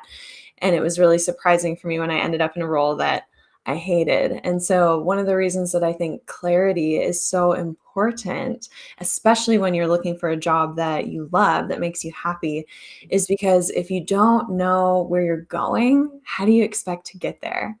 It's like, I think people have that quote, if you are going on a road trip and you don't have a map, like, how do you expect to get to your final destination, right? If you don't know what that is, you don't know where you're going. So I really think that everything when it comes to picking out a career starts with clarity. And I think that it's an area that sometimes gets skipped over because it's not tangible. It's Yeah. not something that we can grab onto. If you think about applying to jobs, right, that's something a little bit more tangible where you can say, I applied to 10 jobs this week, and then you can feel a sense of accomplishment. Yeah. Clarity doesn't really work that way. You can't really say, okay, I'm like 10% clear now. Like, I feel good about that. So I think that's where it gets skipped. But the reason it's so important is because it's directing your whole path, right? Like, this is your life. You have to take control of that and not just float through life if you want to end up somewhere that you're really happy with. Yeah. Yeah. As you're saying this, the word popped up for me is patience. Hmm. Hashtag patience. And I find that sometimes, some of the clients I work with, because they also want to land something quickly, they want to get through the clarity phase really quickly, Yes. right? Like have like 1 or 2 sessions or Diana, tell me the answer, give me the answer so I could just move on. Yeah. And it's so important to have patience, guys, right? Like type in hashtag patience here. And, I want to ask you, like, how is the job search process easier with career clarity? Yeah. So I think when you become clear on the path that you want to follow, everything becomes so much easier in your job search because if you think about it, if you're not clear and you're like, I might want to do something in marketing, maybe I'll do sales, maybe I'll check out something else, that's a lot of different applications that you're looking at. That's a lot of different things that you're trying to fit your resume into. That's a lot of different stories that you're trying to tell if you do make it to an interview, right? And so it's just a lot of noise happening all around with all the different things. So if you Yeah. can zone in on one thing that you want to do or a specific niche, right? Then everything can be focused in that direction. So all of your networking efforts, you can be building connections with all of the people in that area. They can start looking out for you and sending you jobs, right? You'll start learning the lingo that they use when it comes to that particular career path. All of your documents, so like your resume, your LinkedIn, will all be tailored in that direction. So it's actually Yeah. less work for you if you take the time to get clear on what you want, and then everything can be tailored in that direction. It becomes a lot easier for you. I love it. What I'm hearing is focus and Mhm. productivity, right? So type in hashtag focus and productivity. By having that clarity, you're just going to feel more productive and focused to move forward there. Right. I love that. Yeah. And I can feel, I'm just trusting my intuition as well too. Like Jess, you have such a calm energy as well. I feel like that you really hold that space for your clients and helping them find that clarity, even then when they may have this, I guess, fear, right? Of like, I'm not sure if this is what I want to do. Yeah, totally. I get that feedback a lot. So thank you. It's one of my strengths. I will own One that. of your strengths, your superpower. Okay. So let's move on. Another question here is what to do when one has landed in the wrong career. I see this a lot and I think you had a post about this earlier as well. Just feeling unfulfilled, energy draining, feeling just unhappy, and people they're not sure what to do. And right now I'm hearing from some clients that they feel guilty in making a change because of the pandemic or because of so many people lost their jobs. So what advice do you have for those who are not feeling fulfilled or happy or just landing in the wrong career? Yeah, so this is a great question. I would say that the first thing to do when you realize that you have landed in a career that's not the right fit for you is to forgive yourself. Forgive yourself for landing there, because exactly like you said, Diana, people have guilt, shame. For me, it was like a lot of embarrassment. I was like, I worked really hard to get into this analyst role. And then to be like, wow, this is not my career path. That is embarrassing. It's not, but that's how it felt, right? So I think that the first thing that you can do is really forgive yourself, be kind to yourself, and remember that contrast will always exist. So when I say contrast, I mean there will always be things in your life that are showing you what you don't want. And you get to use it to translate that into what you do want. So just creating an acceptance around that like maybe this is contrast for you. And how am I going to show up and take responsibility now to translate this into something that I do want? And that's kind of a great place to start too, is here's all of these things that I don't want, right? It's very easy for people when they're in a career that they hate to say, I don't want this and I don't like that. And these are all the things that are going wrong. So if you can make a list of those, what's the opposite? What can you translate that into as something that you do want? And so I think it's about forgiving yourself and shifting from the self beat up of doing something wrong, doing something bad, and shifting into, okay, this is a learning experience. What if this is part of your journey that you're on? What if this is shaping your future? That's amazing. And I had that experience myself, right? Because I'm doing career coaching now. And I'm passionate about this clarity work. And part of the reason that I'm passionate about it is because I had that experience of landing somewhere that I hated. And so if I wouldn't have gone through that, I wouldn't be where I am right now. I wouldn't be so happy with my career. So if you can try to see it from a different perspective, that can be really helpful in getting you out of feeling stuck and feeling bad and feeling guilty. I can't hear you, Diana. Sorry, I muted myself here. But yeah, I love that advice of contrast leads to clarity. And sometimes it's like knowing we have to be in a situation where we don't like to know what we do like. And I'll share like a quick story. After I finished my MBA school, I went into consulting and I thought that was my dream career. I got into human capital consulting, specializing in the training development. And I thought that was my dream career, but I was working crazy hours, like 90-hour work weeks. Like I remember that was when like I started growing some gray hair out, like working 90-hour work weeks. And I was so unhappy, unfulfilled. And I felt like a complete failure and embarrassed because I worked so hard to get into consulting and spent so much money on my MBA school. And I even got rejected so many times. And I even got rejected the company I got hired. So I worked so hard to turn it around. But I was unfulfilled. And I had to, like you said, like really forgive myself for that because I was so hard on myself for not making it or loving it. But it was because of that experience that took me on a personal development journey where I really tapped into that inner wisdom of like, what is it that I truly want, right? I'm getting closer. I'm working with people, I'm in this training space. But what my big aha was, I want to work, instead of working on problems for companies' projects of their problems, was I really want to work on helping people to achieve their potential, more future thinking. And that was my big aha to making that career change. Yeah. And that's such a great story because again, you wouldn't be where you are right now if you wouldn't have had that contrast and that we could call it a negative experience, right? If you wouldn't have gone through that time frame and that Yeah. experience, you wouldn't have what you have now. So it's amazing Yeah. to see it Yeah. that way. But we can also, like you said too, I think is to learn from those experiences. Like I would say my days at consulting actually helped me become a better presenter, help me think more structurally, or I'll have frameworks. Consultants love frameworks. So I love creating frameworks like through my coaching work. So we can learn from our challenging experiences as well, right? So let's move on to our next question. Here is, let me see here. Where are we? What can one start doing to find a better career fit? So specifically, I'm thinking actually, as I see some of my clients here too, is those who've been in a career for, let's say, a decade or two, and they know they're looking for a change. Like what can they start doing to find that better fit for them? Yeah, so I think this goes for everyone, no matter what point of your career that you are in, is to start getting curious about yourself.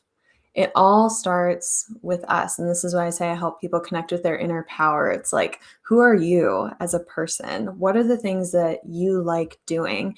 And especially if you're someone that has a decade of experience, you've gotten to try a lot of different things, right? You've had a lot of different experiences. So get curious about what were the moments when you felt excited and it was like an energy build instead of an energy depletion. Notice where you're having fun, where you feel alive, where you're like, yeah, I want to do more of this. And then really dig into what was happening there. So that's another piece of clarity, is like really digging deep into those layers. Don't just leave it as the top layer of like, I like people. It's like, okay, what about people that do you like?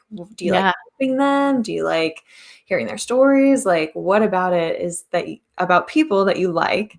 And then in what capacity too? Do you like helping them? So really get curious about yourself is the first part of this process. It starts internally. Yeah. Can we play a little bit more on that one about helping people? Because I hear that a lot. Even my clients tell me I love helping people. And we talked about going deeper layer, right? In terms of what is it about that you're helping people? Like what are maybe some deeper layers we can help, like to help people understand, like, what does that really mean? Because I feel like helping people can mean, for example, like the work that we do as coaches, but I know like there are clients who are amazing leaders and they love developing people or empowering people, like being in the workplace, like actually leading a team. I wonder what advice we can maybe help people to dig deeper on that. Yeah. Again, I would look at your specific experiences, look at what you were doing. Like when you say helping people, were you coaching someone? Were you giving advice? Yeah. Were you creating something for someone? So maybe you created like a presentation for them, right? Like that could be a version of helping someone. Maybe you created some data spreadsheet for someone. So you can help people in the direct sense of like direct conversation. You can help people by building things for them. I'm even thinking like nonprofits. To some people, it's really fulfilling to be part of maybe like the supply chain that gets items to people who have been through a disaster, right? One of my clients is passionate about this. And so there are many different versions of helping people, like you said. So it really is about exploring what was that experience and taking it to that deeper level of what was I really doing beyond just helping? It was in what capacity? In what capacity am I helping? Yeah, it's really digging deeper and paying attention to those clues as well. And maybe I can use a story because you and I, we've been in recruiting, and maybe we talk about. And I've been recruiting for quite some time, and I started coaching training when I was in recruiting as well. And I decided last year to no longer do recruiting, even though I know I'm good at it in terms of my strengths and I'm passionate about people. And then something I really paid attention to was the energy or how I felt. And what I noticed for me is that I love being in the space where I'm more about empowering people. And recruiting, you spend majority of your time not only just talking to people, but you're rejecting people a lot. Yeah. So there's a lot of rejection, like the rejection energy there, right? When I think back my days, even at Google, I loved it. I was really good at it, but for a lot of times I was rejecting a lot of people. And I did it for a long time until I really paid attention to the energy, the difference in the energy and how that made me feel. And I felt that I really learned that I crave more that more deeper conversations through coaching than just feeling like more like a transactional type of conversation there. Yeah, I was literally going to use that same word of transactional because we're so similar. That's exactly what happened to me too. Is like it felt transactional. I was like, I want to help these people on a deeper level. I want to share my knowledge with them. I want to have a longer term relationship other than, just the interview process. And then some of them get hired, which is great. And then you kind of see them around. But especially I was at a really big company. So it did feel transactional for me too. And for some people, that's awesome. Like if you are task oriented and you want to like check the boxes and stuff, recruiting could be great for you, right? So there's no right or wrong. It's just what is the best fit for us as an individual. Yeah, so true. It's what works best, right, for you at the end of the day, right? Yeah. So my next question is, how do you know if you're making a good career choice or the right choice? Yeah. So I talked about how it's important to start with yourself, right? Get to know yourself, get to know the things that excite you, the things that you like, the things you want to do, identify what those activities are. Then the next piece of it is doing research on different job opportunities, right? Like what different paths are out there and what can you learn about these paths to understand what types of activities will you be doing, what types of skills will you be using, what types of strengths do people in these career paths have, and then making that comparison. So you could say, okay, I'm learning in this recruiting career path that I'm going to be talking to a lot of people and I'm going to be on the phone a lot of the day. So then take that information and bring it back to yourself and say, do I want to be on the phone all day? For some people are like, hell no, I don't want to do that. Other people are like, yeah, I want to be talking to people, right? So it's really about getting an understanding of what's going to happen on this career path that you're potentially pursuing, and then comparing that to who am I as a person? We forget to do that sometimes. I had another client in the past that I worked with, speaking of calls, is what made me think of her, that she wanted to apply for this job and it involved a lot of being on the phone. And I was like, well, let's go back and look at, what we've identified about you. It's like, do you think you want to be on the phone all day? She's like, no, that sounds awful. Like, so don't apply for this one, right? It's not going to be a good fit. So I think really just getting curious about yourself, getting curious about the role, and seeing where the parallels are is how you can know if you're making a good choice or not. Yeah. I'm curious to hear from the audience, and feel free to start typing some questions for Jess here, is what are you certain about in terms of your preferences? Like something I'm also learning is that, sometimes my clients like, I don't know what my dream job is.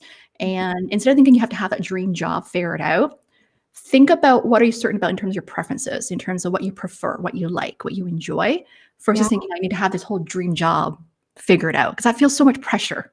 It's huge. Yeah. Right? It's such a big thing to figure out. And I think an example of what you shared earlier, you're working 90 hours a week as a consultant. It's like, okay, that's part of consulting life. Am I going to be okay with that? Or does that not fit with what I want? It's not my preference, maybe not the best fit. Yeah. And I love what you just talked about here. It's also looking at your preferred lifestyle, right? The lifestyle is so key. So let me use an example, a story to share. Last year, over a year ago, almost 2 years now, I also did some career coaching work for a university on contract. It was referred by a friend. And it was a great opportunity for me to work with undergrads, master's students as well, with their career planning and job search. And 1 month in the job, I was so sick. I could not work for like almost a month. Like I was just so sick. I think it was just stress related because I've been so used to working from home and I had to commute about like an hour each day for the job. And even though I did amazing work, but my health was at risk there. And it also impacted my my family and everything. And what I realized, and this is where it goes back to lifestyle, is although the opportunity, when I evaluated it, aligned with my strengths, right, in terms of helping people, connecting with people, it aligned with my interest as well, my passions. It's somewhat aligned with my values, and one of my non-negotiable was having flexibility to work from home. And at first I had that, but then after I got sick, I had to be in the office like 5 days a week. And that was my non-negotiable, where I had to decide to leave and really continue. I wasn't leaving my business, but I decided to really, I had to stop that in order for me to give the time and energy for my own business. And my key learning there, and this goes back to, is even though it aligned with my passions, my strengths, what I'm good at, it did not align with my preferred lifestyle, meaning I have a huge value for flexibility. Yeah. And autonomy. So if you don't have that, it's going to impact your health and mental health there. Yeah. I completely agree with that. And again, there's no right or wrong. Like I have a client right now who's been in sales his whole career. He's looking at new options, but he loves traveling. He's like, I hate staying in the same place for too long, right? I can't be just like in one spot all day. So yeah, it just goes back to, how do you want to live your life? Who are you as a person? What do you want that to look like? And then finding something to fit in with that. Yeah. What are you seeing right now with the clients you're working? Like, what are maybe the common trends or the changes that you're seeing right now? Like, with the pandemic, what are people wanting more of? I feel like clarity, actually. I feel like this year has really prompted people to get curious about themselves. I mean, we were cut off from so many things that I don't want to say it's necessarily a distraction sometimes, but like we've got people in our lives, right? We're going out to dinner, we're going out and doing all these activities and stuff. And when all that got cut off and we were all kind of just at home, it was really, I think, a reflective time for a lot of people to say, am I really happy with what this looks like? I know that came up for me, right? That came up for me. Am I happy with how my life looks right now? And so I think I had a lot of people this year that were in the clarity stage versus the job search stage, because I do both. But I had a lot of people come in that were like, okay, I need to reevaluate where I'm at with my career and where are we taking this thing? Yeah, I agree with you. The clarity, I noticed that more. Clarity and also the mental, like the mindset. The mindset. I know you're a huge passion for that too. I noticed just even giving extra support for my clients in terms of their mindset, their confidence, as well, with all this uncertainty there. So I definitely notice what people are craving for. And the other one is, I would say, connection.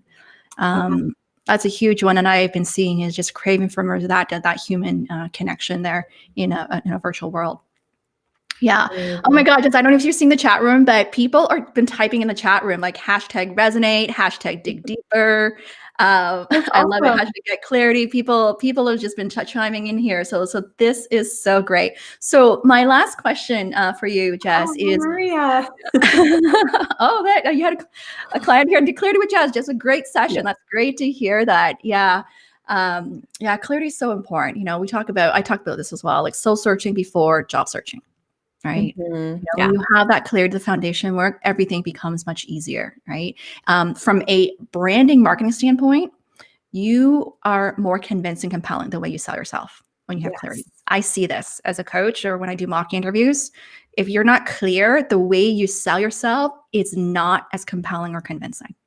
Yeah, completely. Because, I mean, part of it comes down to you haven't practiced in that direction, right? It goes back to too many directions, too many things, too much noise. If you're clear, you can really hone in on that story and tell it powerfully. Yeah.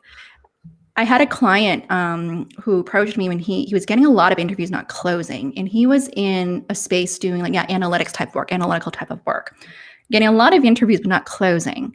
And what he realized was because he was not clear what he wanted. And once we did that work, he actually pivoted into being in business development in biotechnology. Cool. It was so different, but because he was not doing the work he really loved and he thought this is what he needed to, I guess, be or sell himself, it was not resonating with the employer. Right. Employers felt that through the interview questions as well. It's that energetic, right? They could tell that he wasn't totally bought in on it. Yeah, absolutely. So Jess, my last question for you is, what's your advice for people on how to manage their career, managing a successful career and job search for 2021? Yeah. So I like to do this little activity called What's Working, What's Not Working. And I learned this in a leadership program that I took at the end of 2019. And it's really powerful and really simple. So highly recommend you ask yourself, and I would do this maybe like every 2 weeks, even more often than that. But ask yourself, what is working? And identify those factors. So maybe what's working is you're getting interviews. Maybe what's working is people are responding to you on LinkedIn. You're making new connections. Maybe what's working is that You sat down and worked on your job search, right? It could be something as simple as that. It could be something as simple as I've been waking up at the same time every day. So identify what's working and do more of that. If it's working, keep going on that. Keep putting that into your schedule and prioritizing that if it's getting you results. Then look at what's not working. So maybe you're not putting any work into your job search, right? That could be something that's not working. Is like, I didn't show up at all this week. Maybe what's not working is you're not prioritizing your time. Maybe what's not working is people aren't responding to your reach out messages. And then for each of those things that's not working, see how you can tweak the strategy. Maybe you need a different reach out message. Try something else. Maybe you need an accountability partner to help keep you on track to make sure that you're showing up and putting in that time and effort for your job search. So I would say evaluate what's working, what's not working, change the things that aren't working, keep doing what is working. And then one of my favorite words is rigor. Create rigor in your job search. So to be rigorous means to be extremely thorough, or kind of like a strictness. And when we think about rigor, it doesn't have to be intense. So I'm not saying you have to go work on your job search for 8 hours a day, but it means be consistent. If you commit to working on your job search for 1 hour, 5 days a week, do that. Do it and show up. And that type of rigor is going to help you get the results that you want. So it kind of comes down to consistency. I love it. I love it. Consistency is so key, right? Consistency is how you're really going to build those habits, right? And also have that momentum as well. I would add on to that is also really to track that progress along the way, so that you know that you are making improvements and how to make tweaks along the way there. Yes, exactly. Right. Awesome, guys. So let's give a round of applause to Jess, please. Let's just say like, go Jess, hashtag there. Oh, thank you so much. Okay. I wonder if our next speaker is coming up. I don't see Joshua yet. I hope he's coming on soon. So maybe I'll have you stick around a little bit first, Jess. Let's see if there's any questions we have here. Let's see. Oh, I love this advice. What are people saying? Okay. Thanks, Emily. Love this approach. Okay, guys. I wonder if there's any other question. Yes, you can definitely catch the replay. Oh, yes, Jess, I forgot to mention this. I'm going to feature Jess's website here. Let me just put this out as well. So, guys, make sure to check out Jess's website, jessmithcoaching.com. You can get her free career mantras. I think there's 25 of them. That's amazing. I love mantras. I love affirmations. I actually have these affirmation cards with me. Oh, nice. Yeah, my happiness can be measured by the level of my faith and love. I love these. My dear friend Seema got them for me. I have one. I always have one here. I speak with confidence because the world needs my light. That's amazing. I show up for myself and the world. So I love these cards. These mantras and affirmations. It's a great way to shift mindset and perspective as well. I love creating even phone screen affirmations for clients when they have an interview coming up to have that positive mindset there. Yeah. Awesome. Really powerful. Yeah. What are some of your favorite mantras? Honestly, one of my favorites, it's super simple, is just my life is so good. My life is so good. My life is so good. And I will say that to myself when good things are happening, right? To really like lock it in. And that makes it easier to say that to myself when things are mediocre or like maybe not as good as I want them to be, right? But if I really think about it, my life is so good. I'm so fortunate to have a safe place to sleep at night. I'm so fortunate to have great relationships. I'm so lucky to have clean water coming out of my sink, right? So if you think about it, there are a ton of reasons to be grateful. And when you can shift into that gratitude, it's easy to believe like, wow, my life is so good. My life is really good. Oh, I love that. My life is so good. I love that. It's so simple, but you know, even when you say that, I feel that positive vibes, like the energy there, right? Just saying that makes a huge difference. Life is good. Yes. Look at the good things, right? Find the silver lining, right? During times like this. Awesome. Okay. We got Joshua coming up next. Awesome. Good stuff. Well, thank you, Diana, so much, Jess. I really appreciate your time. Happy holidays with so much great vibes and energy here today. Awesome. Awesome. Okay. Thank you, guys. All right. You take care. Bye.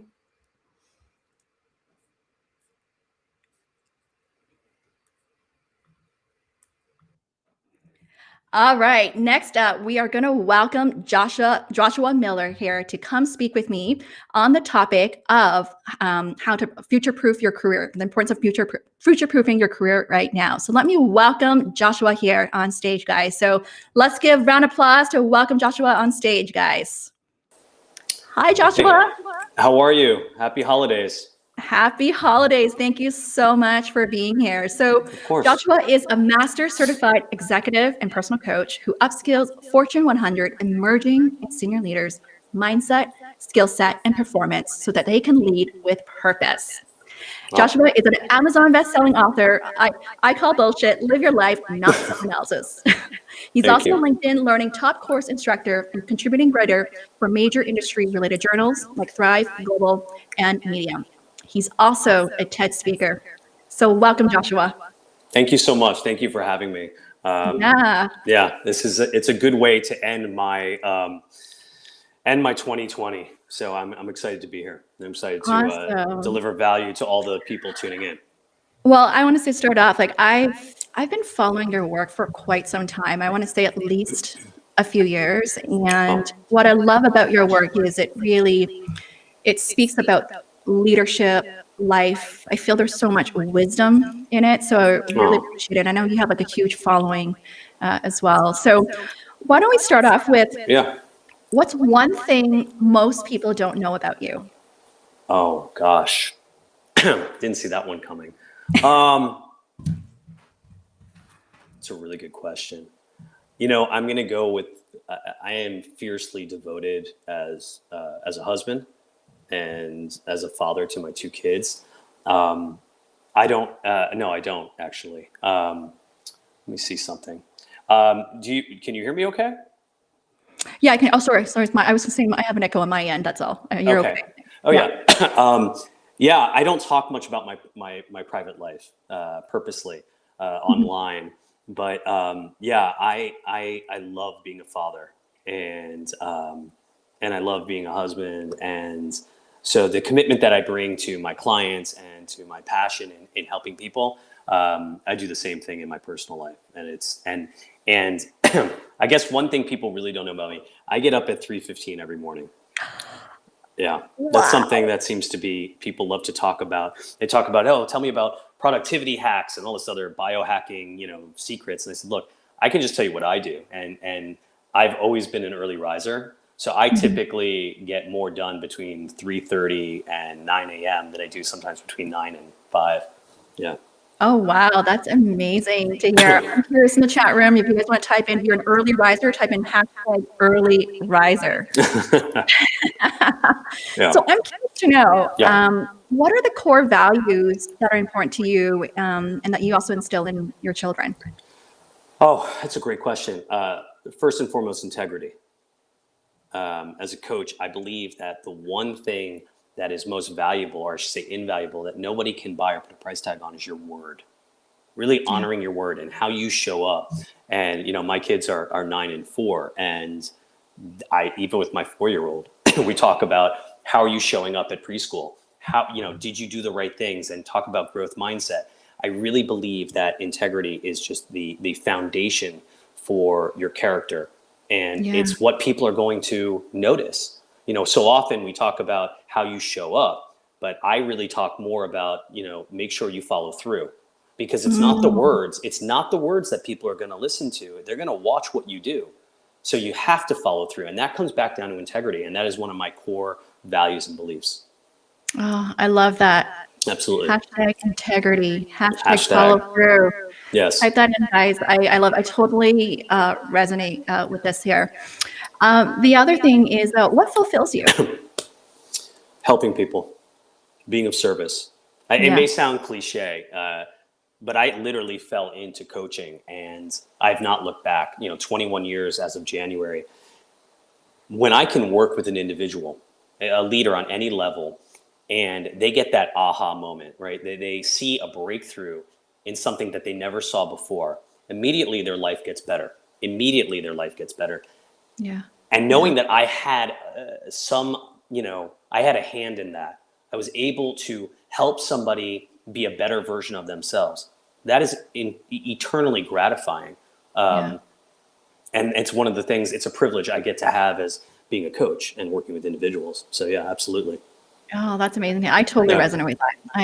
And I feel that in your passion when you write your posts as well. I really Thank you. feel that you want to help people to raise, their potential, raise the bar. I feel that Absolutely. totally right. Yeah. Awesome. What else? Yeah. My other question is like, what's been your biggest lesson learned in 2020? Forget what your superpower is. We're all human. Figure out what your sustainability level is, and don't try to push past it. I'm somebody who loves to achieve things. I set very high goals and high standards, and you have to know your limitations. You just have to. I'm 46 years old, and I operate like I'm 26. And this past year, has been a real eye opener. It's been a teacher, I think, to all of us, right? I mean, Diana, think about it. I mean, we've all been disrupted in some way, shape, or form. And we throw words around like resilience and all these other words, but the reality is that resilience is your ability to pivot. It's your ability to go in a different direction based on whatever's coming at you. And I think we have every one of us have been served the opportunity to show up and be resilient, right? And so this year has taught me, I'm not indestructible. I have to take exquisite care of myself. Yeah. I'm actually getting over a cold, and also just to enjoy the little things. Yeah. What's something that you? Sorry. No, please. What's something you stopped doing, or had to let go of? It's a really good question. I love your questions, by the way. Something I stopped doing. I stopped spending time, my valuable time, and I say this, and I want everyone listening in. Your time is your most precious commodity. Do not give it away to people that do not deserve it. It's just a fact of life. Some people learn it later, some people don't. The reality is that I had to take a really good audit of my life. It's something I actually talk about in my book, which is, auditing your friends and auditing your community. And the reality is that I was spending time with people and places that was not providing any value or ROI back to me. And in times of duress or uncertainty or pandemics, you really want to make sure you're taking exquisite care of yourself. And part of that looks like creating emotional and physical boundaries around people that are toxic or just not adding value to you. So this year has been another great learning lesson in removing people or things that do not serve me, my family, or my practice. Oh, I love that. Yeah. Hashtag self-care. Right? Yes. So let's move into your topic here, the importance of future-proofing your career now. Sure, So, absolutely. why is now the time to work on yourself? Okay, I'm so glad you asked me this because I'm deeply passionate about it. So why does it matter? Right now, companies, they can't be resilient if their workforces aren't. It's pretty straightforward. And adapting employees, the skill sets they need to the roles, to this kind of pandemic way of working is going to be really crucial, to building an operating model for companies of any kind of resilience. Now, what's important to understand is before this current crisis, changing technologies and ways of working were disrupting jobs and employee skill sets. And there's something that needed to happen. In fact, in 2017, McKinsey had a global institute. They estimated that as many as, I think it was 375 million workers would have to switch occupations or acquire new skills by 2030 because of automation and AI. And then in a recent McKinsey study, the survey said that 87% of executives said that they were experiencing skill gaps, but less than half of those people had a clear sense of how to address them. So then you factor in COVID-19, right? Yeah. This increased an existing instability, which added panic to the mix, which is horrible. And there wasn't time for companies or leaders to develop strategies or a plan because businesses, that remained, they were making decisions for the last 10 months or 11 months on the fly. And companies needed to take action, right? So we have 40 plus million people that have lost jobs, 3+ million businesses have closed, right? So what we really want to discuss is the transformation of normal. You hear this term new normal all the time. In normal times, Diana, it was expected that senior managers or leaders or people on the top of the org chart would effectively lead. They would identify problems and implement change. That was the expectation, but it was never a given. And leaders who didn't meet that moment were transparent in their failure, which is what's happened this past year. But people, employees, individual contributors, entrepreneurs, lower on the org chart started stepping up, making thoughtful decisions and implementing them with speed, right? And so leadership as a value and as a rank has literally been in transformation. Yeah. So leadership is what can turn a crisis into a victory. And effective leadership stands alone in the value that it delivers. And now companies are focused on hiring or retaining a workforce with the skills needed to develop and essentially grow the business of tomorrow. And these are what I call leadership skills. Because let's be clear, the one thing that everybody can develop is leadership. Yeah. It is not something that's given to a selected minority. And at the root of change is the seed of opportunity. And it's not because things are difficult that we don't change. It's because we don't change that things remain difficult. And here's the piece that I want people to understand. 85% of the jobs that will exist in 2030 have not even been invented yet. And that's according to Gallup. So what does that mean to your listeners? It means that today's industry-specific skills may not even be of value in 10 years. Just think about that. But leadership skills will. And leadership skills can literally make the difference between, excuse me, a standout employee and an employee is going to be passed over. So if you're listening in and you're unemployed or you have a job and you're not happy or you're thinking about moving into a different place, the one skill that's essential to future-proofing your career is leadership. Oh, so let me just pause there. Yeah. Hashtag leadership, guys. Please type that in. Oh my God. Everything you're saying is like so resonant with me because back when I did my MBA in 2007, Sure. I already did a research paper on the talent shortage, the global talent shortage back then. Yeah. And so everything you're saying right now is even more critical of leadership skills. And what specifically can people do in developing their leadership skills? Yeah, I mean, I'm so glad you asked this, and this is really kind of what I want to get to the heart of. Sorry, I had laryngitis last week. Yeah, I know. So I've got my voice back for you though. Excuse me. So I want to be really clear about this to people who are tuning in and listen. As a coach, and I'm going to speak for myself, but pretty much anybody, no one can promise to future-proof your career. Let's be really clear about that. There are a lot of what I'll use a term that a colleague of mine on LinkedIn uses, techsperts, T-E-X-perts, right? People who say they know everything, but don't necessarily know how to show you everything. Yeah. Nobody can future-proof your career. I can't promise to teach you that the skills that can set you up to have a competitive edge. No matter your rank or industry, I can deliver those skills to you. I can show them to you, but you have to apply them. Right? The rest is up to you. So you asked me a great question. What can people do? First and foremost, find an academy or an organization. Right? It doesn't matter if you're starting out in your career.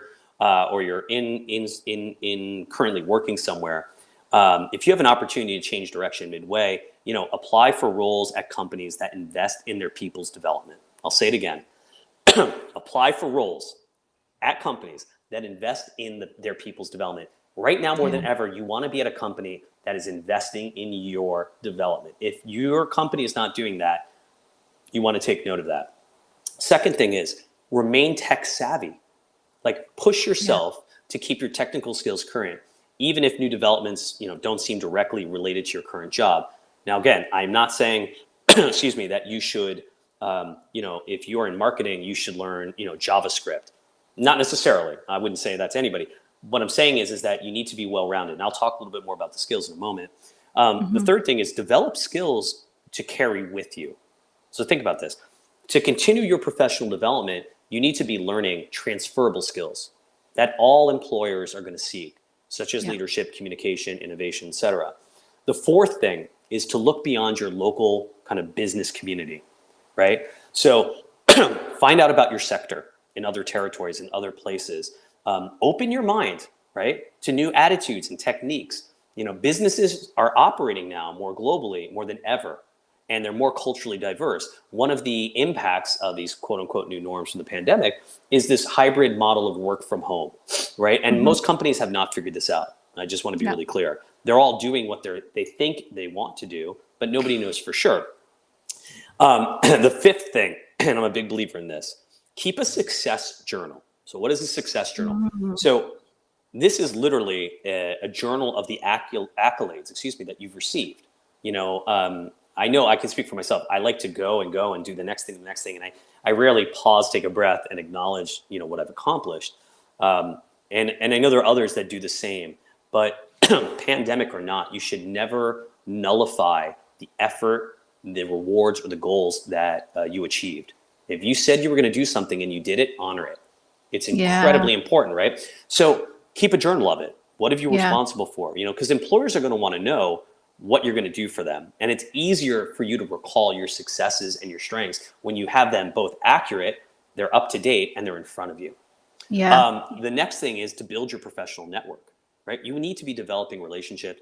You need to be building new connections with people within and outside of your organization. Obviously, LinkedIn is the mecca, right? The platform for doing that.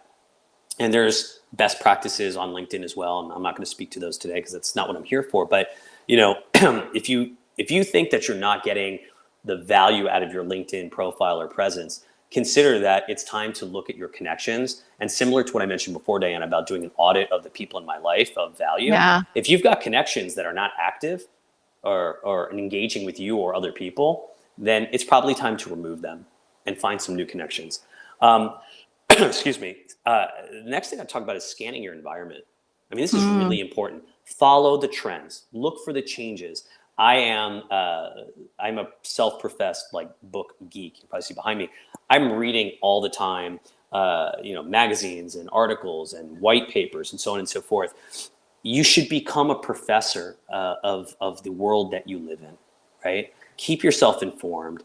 Understand the industries that that are moving right now. I highly recommend McKinsey. It's one of my go-to because they just put out the best, most accurate information around the trends, both for all industries as well as the economies. And then there's two more things. Keep a clear and open career path. Always be reviewing your options for career progression. And be proactive, right? Be proactive about responding to lack of opportunities. Again, this goes back to what I said earlier. If your company is not investing in you, then you need to invest in you. They will not do it. And the other thing I want to be really clear about is a lot of companies, by the way, a lot of the companies will develop the skills that they believe you need to help them. I'm going to say that again. A lot of companies are going to develop the skills that you need to help them. That doesn't necessarily mean it's going to help you should you leave that company by your choice or theirs. People must remember that. And then lastly, develop resilience. I mean, it's an overused word, but there's a reason for it. Cultivating your ability to weather any kind of disappointment or uncertainty or turbulence, I mean, that's a skill set we need right now. And the future is uncertain. It just is. And you're going to encounter setbacks no matter how much you prepare for in life.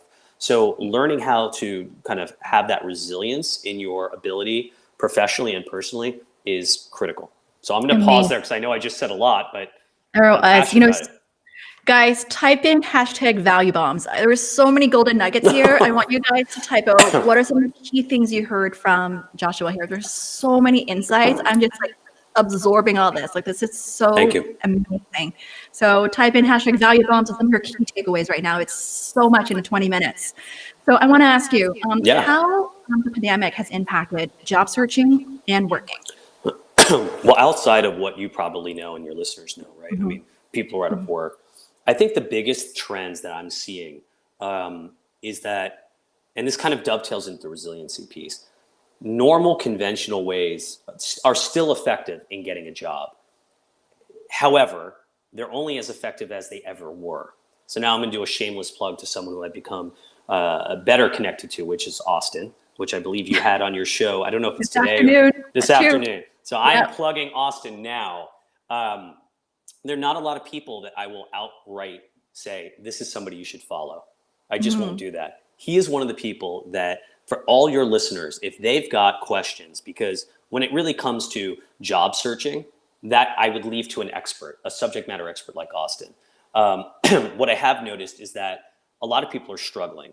And part of that is because the uncertainty is so emotionally charged that it's almost crippling people to do even the most basic things, which is uncertain. It's unsettling. Excuse me. But what I will say though, and the bigger thing that I can speak to, is this new hybrid norm that we're starting to see, right? Companies are moving out of different states, right? I'm in Austin, Texas now. A lot of companies are moving from California. You also have companies trying to figure out, do we get rid of the brick and mortar, right? Do we go for complete remote? Is it a hybrid model? Why is this important? Well, if you're searching for a job, let's be clear. You want to make sure, A, if you're looking at the job posting, does it say remote availability? And if it does, is it remote now or is it remote for ongoing? This is really critical because what's starting to happen, I was reading about this, is companies are posting jobs right now so they can retain resumes and so on and so forth for a talent pool, for a job that may or may not be open immediately. And they're saying remote optional.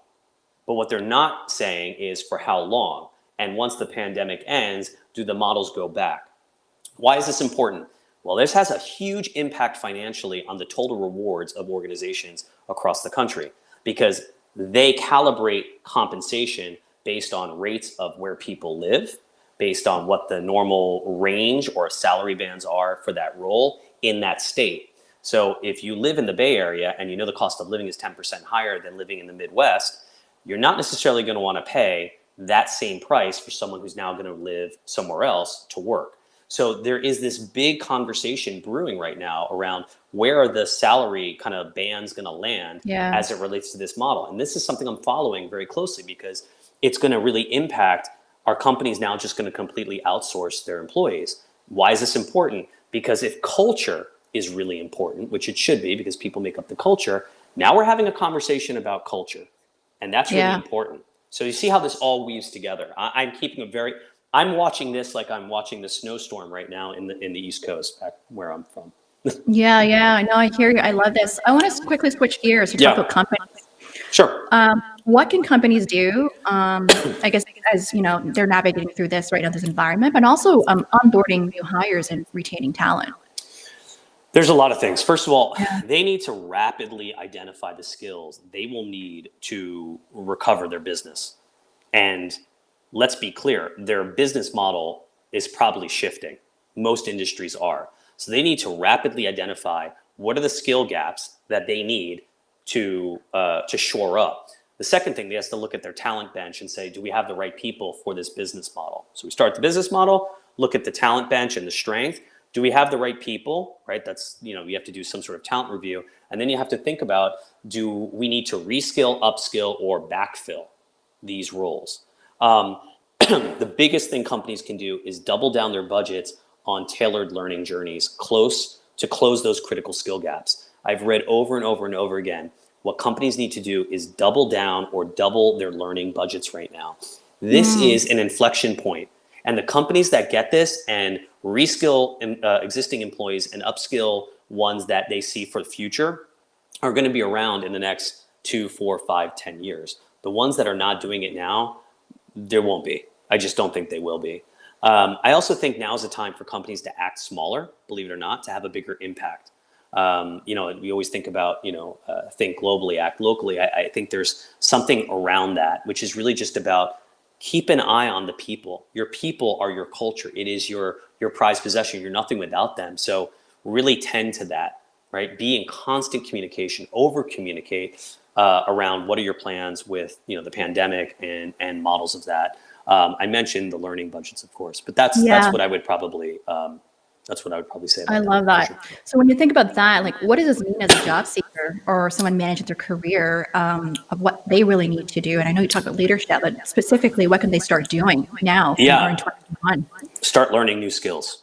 Really, innovation, complex problem solving, creativity, social influence, emotional intelligence. I'm just naming some. These are some of the top, in the top 5. These are all skills that you can learn online through, MOOC classes, Udemy, LinkedIn Learning, of course. There's no reason why you can't start to take some ground in these areas. This is critical. The second thing, learn about the industry that you're interested in. There's no reason you cannot do that right now. There's really no excuse. Understand where are the trends, what's happening, what's coming around the corner. That's going to help educate and inform you on what critical skills you should be learning right now. I can't stress that enough. Yeah, yeah. And my final question Yeah. is, I know you're really passionate about coaching, and I saw a post this morning about how coaching helps, elevate, people's income and the Sure. performance. And you may talk about like why invest in coaching. Well, I'm biased, of course, but why invest in coaching? Because the ROI on coaching is astronomical. Okay. Companies and organizations all over the globe have some form of coaching in place, whether it's, the HR business partners are coaching at a lower level, frontline managers are coaching their directs, executives are getting executive leadership type of coaching. Coaching has been around. It's not going anywhere. I think now more than ever, identifying who needs the coaching. This is the key, right? As an organization, you can't give everybody a coach. That's never going to happen. So coaching comes in many different forms and modalities, but I really do believe that now more than ever, organizations should be looking at who do we need to invest in a coach to upskill that individual or that leader? And then what's the ROI? Remember, the leader sets the tone. That's the modeling behavior for that function or that group or that company. So invest at the top and ensure your foundation will be strong. Yeah. And I think something as individuals, you can learn to be more coach-like in terms of being naturally curious. Sure. And interested in people, like learning how to ask great questions. I think this ties back in leadership as well. Yeah, I mean, look, a shameless plug to my LinkedIn course. I mean, as a coach, asking critical, clarifying questions and being curious is a job. It's a prerequisite. But anybody can ask open-ended, clarifying questions. Anybody can do that, and I highly, highly recommend people learn how to ask open-ended and clarifying questions, especially if you're interviewing. I mean, now more than ever, it's really important that you align yourself with a company who, I'm just going to say it again, that is making an investment in you, your learning and your development. It's very, very critical. Amazing, amazing. Oh, thank you so much, Joshua. This was so helpful. Thank you for having me. Value bombs, guys. Make sure you check out Joshua's Miller's website and follow him on LinkedIn. He has a huge following. I think it's at least 500,000 now. I'm not looking at it. You have so much value. Please follow him. Check him out on Facebook, Instagram, and Twitter as well. I really appreciate your time, and I wish you a happy holiday, Joshua. The same to you. Thank you for having me. Thank you for listening and tuning in. Bye-bye. All right. Take care, guys. I'll be back in 1 minute. All right.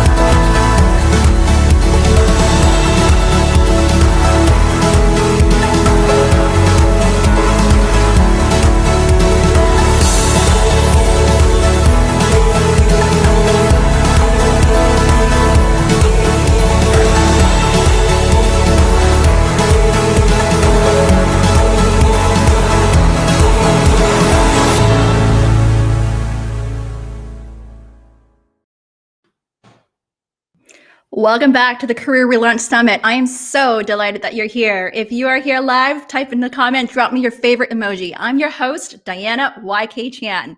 So next up for the segment, we have Sarah Vermunt who joined me to talk to me today. So let me just bring her in. I want you guys to give a great big round of applause, okay? Hi, Sarah.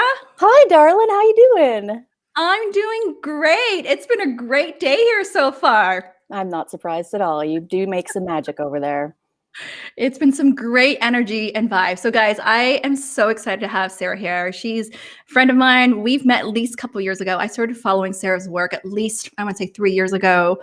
And we've been supporting each other. Like Sarah's is in that career clarity space. And oftentimes she'll refer me clients as well to help with, the marketing and branding. Sarah is a best-selling author of Careergasm and Career Rookie. She helps people figure out what they want so that they can quit the jobs they hate and do work that actually feels good. She's been featured in Forbes, Fortune Inc., Entrepreneur, Fast Company, and I know that she appears regularly on Cityline here in Canada. So welcome, Sarah. Hi. Yeah, I'm so happy to be here. Awesome. So why don't we start off with what's one thing most people don't know about you? Most people don't know I'm a farm girl. I grew up on a farm and I have 4 brothers. Okay. What did you learn from them growing up? What did I learn from them? See, I'm the big sister, so I'm used to being in the headspace of like teaching them a thing or two. I learned from them, all of us are very different. And so I guess I learned that differences are really good. Nice. Can you share with us your story of how you got into coaching? Yeah, I sure can. It's an interesting story, let me tell you. I used to be a business professor and working in organizational behavior, so workplace psychology. And turns out I didn't enjoy that career very much. I really hated conducting research. And so research for a professor is about 80% of your job. So here I was researching things like workplace happiness and really hating my job. And I had a very critical incident one day where I had a full-on, I would say, breakdown in the middle of a crowded Starbucks when I just couldn't take it anymore. And I was already thinking about coaching and thinking about building a business, but that moved things forward very quickly. And I gave notice the next day. Oh, So I have a lot of empathy for my career change clients because I know deep in my bones what it's like to feel trapped in a job that you do not enjoy.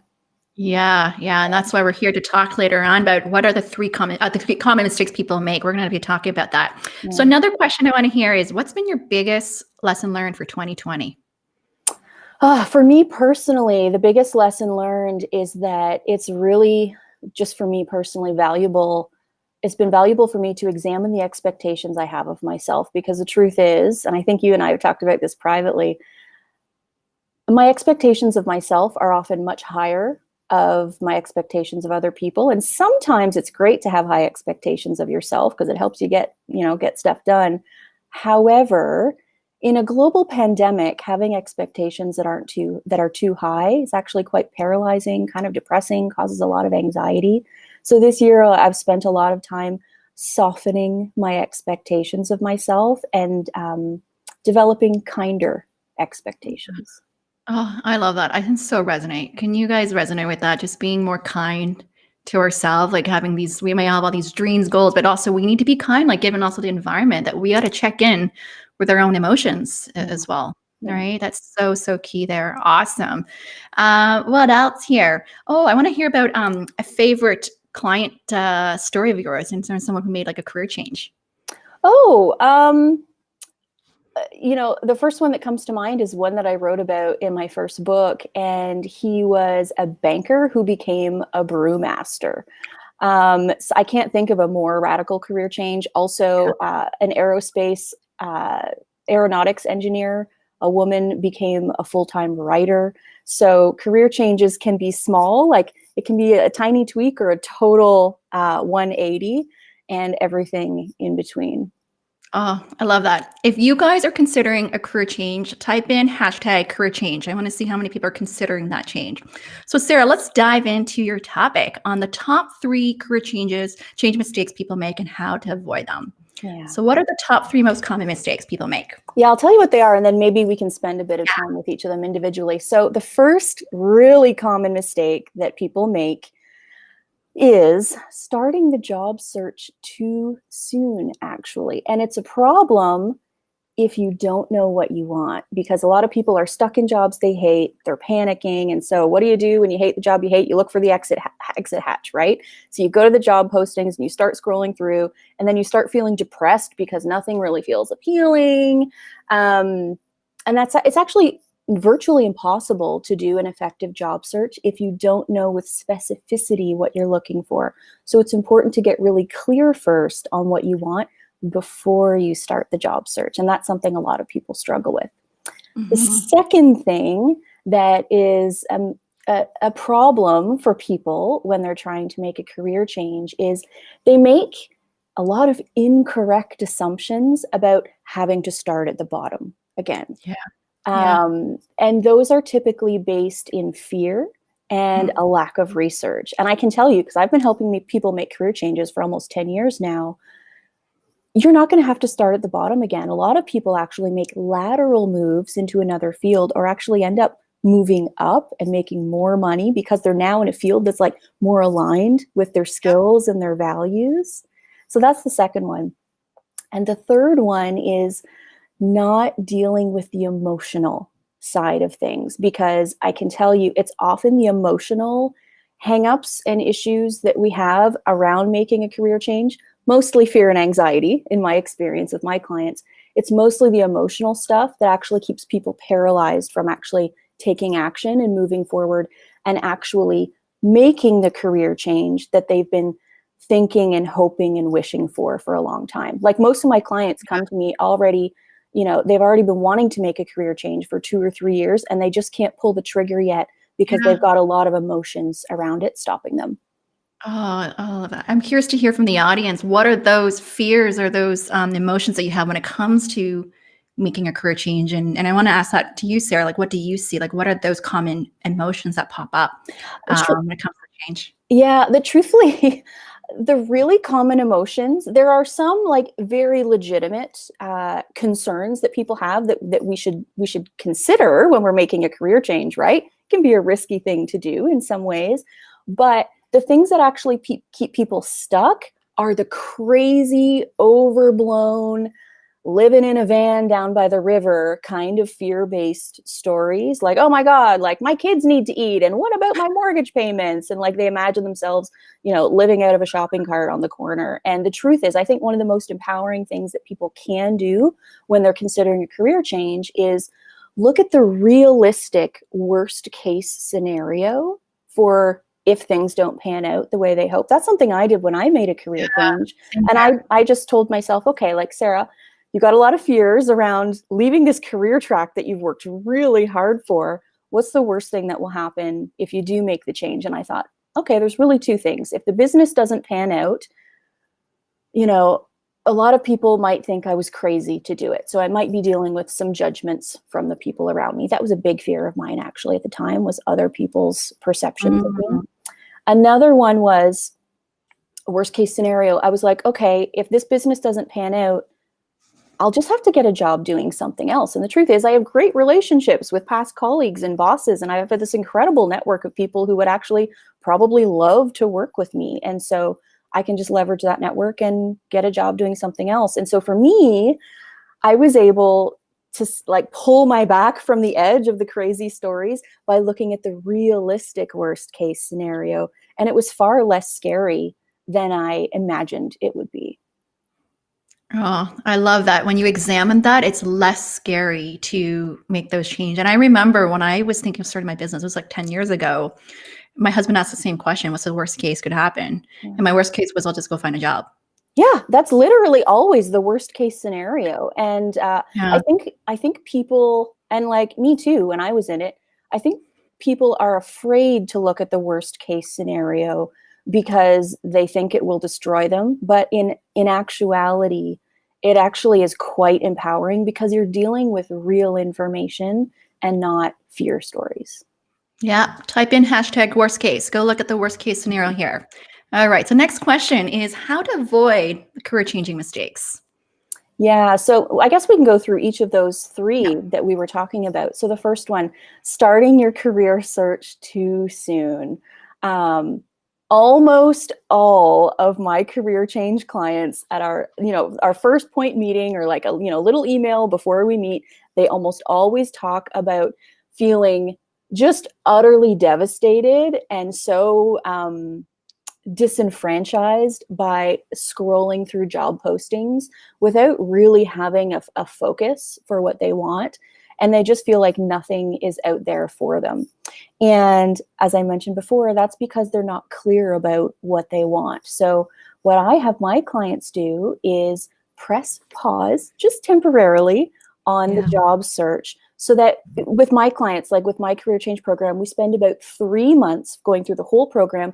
And those first 2 months or so are only about clarity. We do all of the clarity work before we jump into the tactical strategy stuff, so that when they're like, I work with very intelligent people, and of course they can build a strategy to make a career change, but you want to make sure you're building that strategy in the right direction. So one of the best things a person can do, and this is assuming you have a job to sustain you while you're going through this process. One of the best things you can do is temporarily press pause on the job search and first get clear. And I actually have a free 3-day course that people can take at careergasm.com to help them figure out the kind of things they want to invite into the next phase of their career and the kind of things they would love to avoid or at least minimize in the next phase of their career. So that's a great place for some people to start. If there's anyone here who would love to make a career change, but you don't know where to start with clarity first. Yeah, absolutely. All right. What's the next one? Well, let's talk about the incorrect assumptions about starting at the bottom, right? Yeah. The best way to not make that mistake is to actually do your research. So when I work with people, we have a process I take them through to actually do the research, talk to people in the industries they think they might be interested in, so that they can get a clearer picture of what's actually involved in getting into that industry. What are the different entry points? What are people looking for? What can someone with their background expect to sort of need to go into that industry? And you really can't do that kind of deep research without having real conversations with real people in the 3D world who are in the industries you're interested in. I mean, we're in the age of technology, the internet age. And so a lot of people just do their research on their own at home, Googling a bunch of shit. And like, that's important as a starting place, but you absolutely must talk to people in the industries you're interested in so that you can fill those knowledge gaps. And so, I give people a little template to say, like, here's what you say to a total stranger when you're reaching out to them, and here's the kind of questions you should ask. And it's a really, really important process so that you approach it in a more empowered way, because the truth is, very rarely do you have to start at the bottom, because the truth is you're going to be pulling threads from all of the wonderful experience you already have into this new domain. Yeah, I have a few follow-up questions on this one. I love this because what I'm hearing, one is the research, second is really the informational interviews. And I'm really big on that as well, especially when it comes to making a career change. Yeah. What advice do you have in conducting effective informational interviews? Oh, I love talking about this. Okay, so we're such nerds, actually. Who but us too would be like informational interviews. A few tips actually that some people in the career space might disagree with. So I'm really curious to see what you think about this.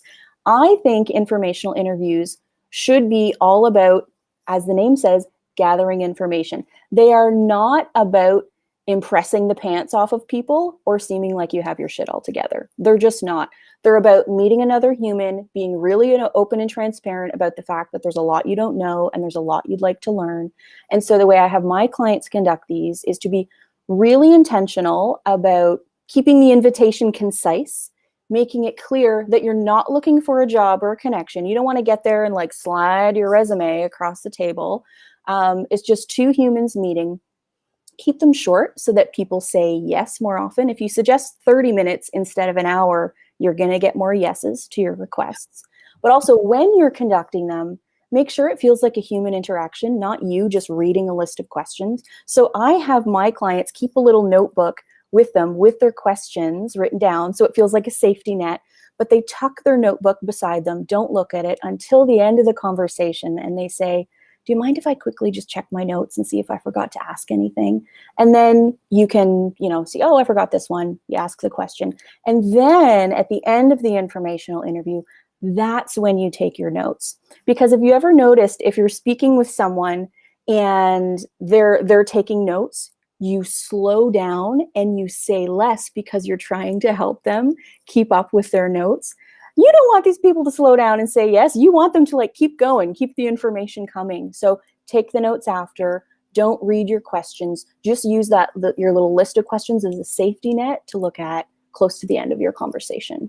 Yeah, I love that. Informational interviews, it's different from promoting yourself, because it's all about discovery, exploratory.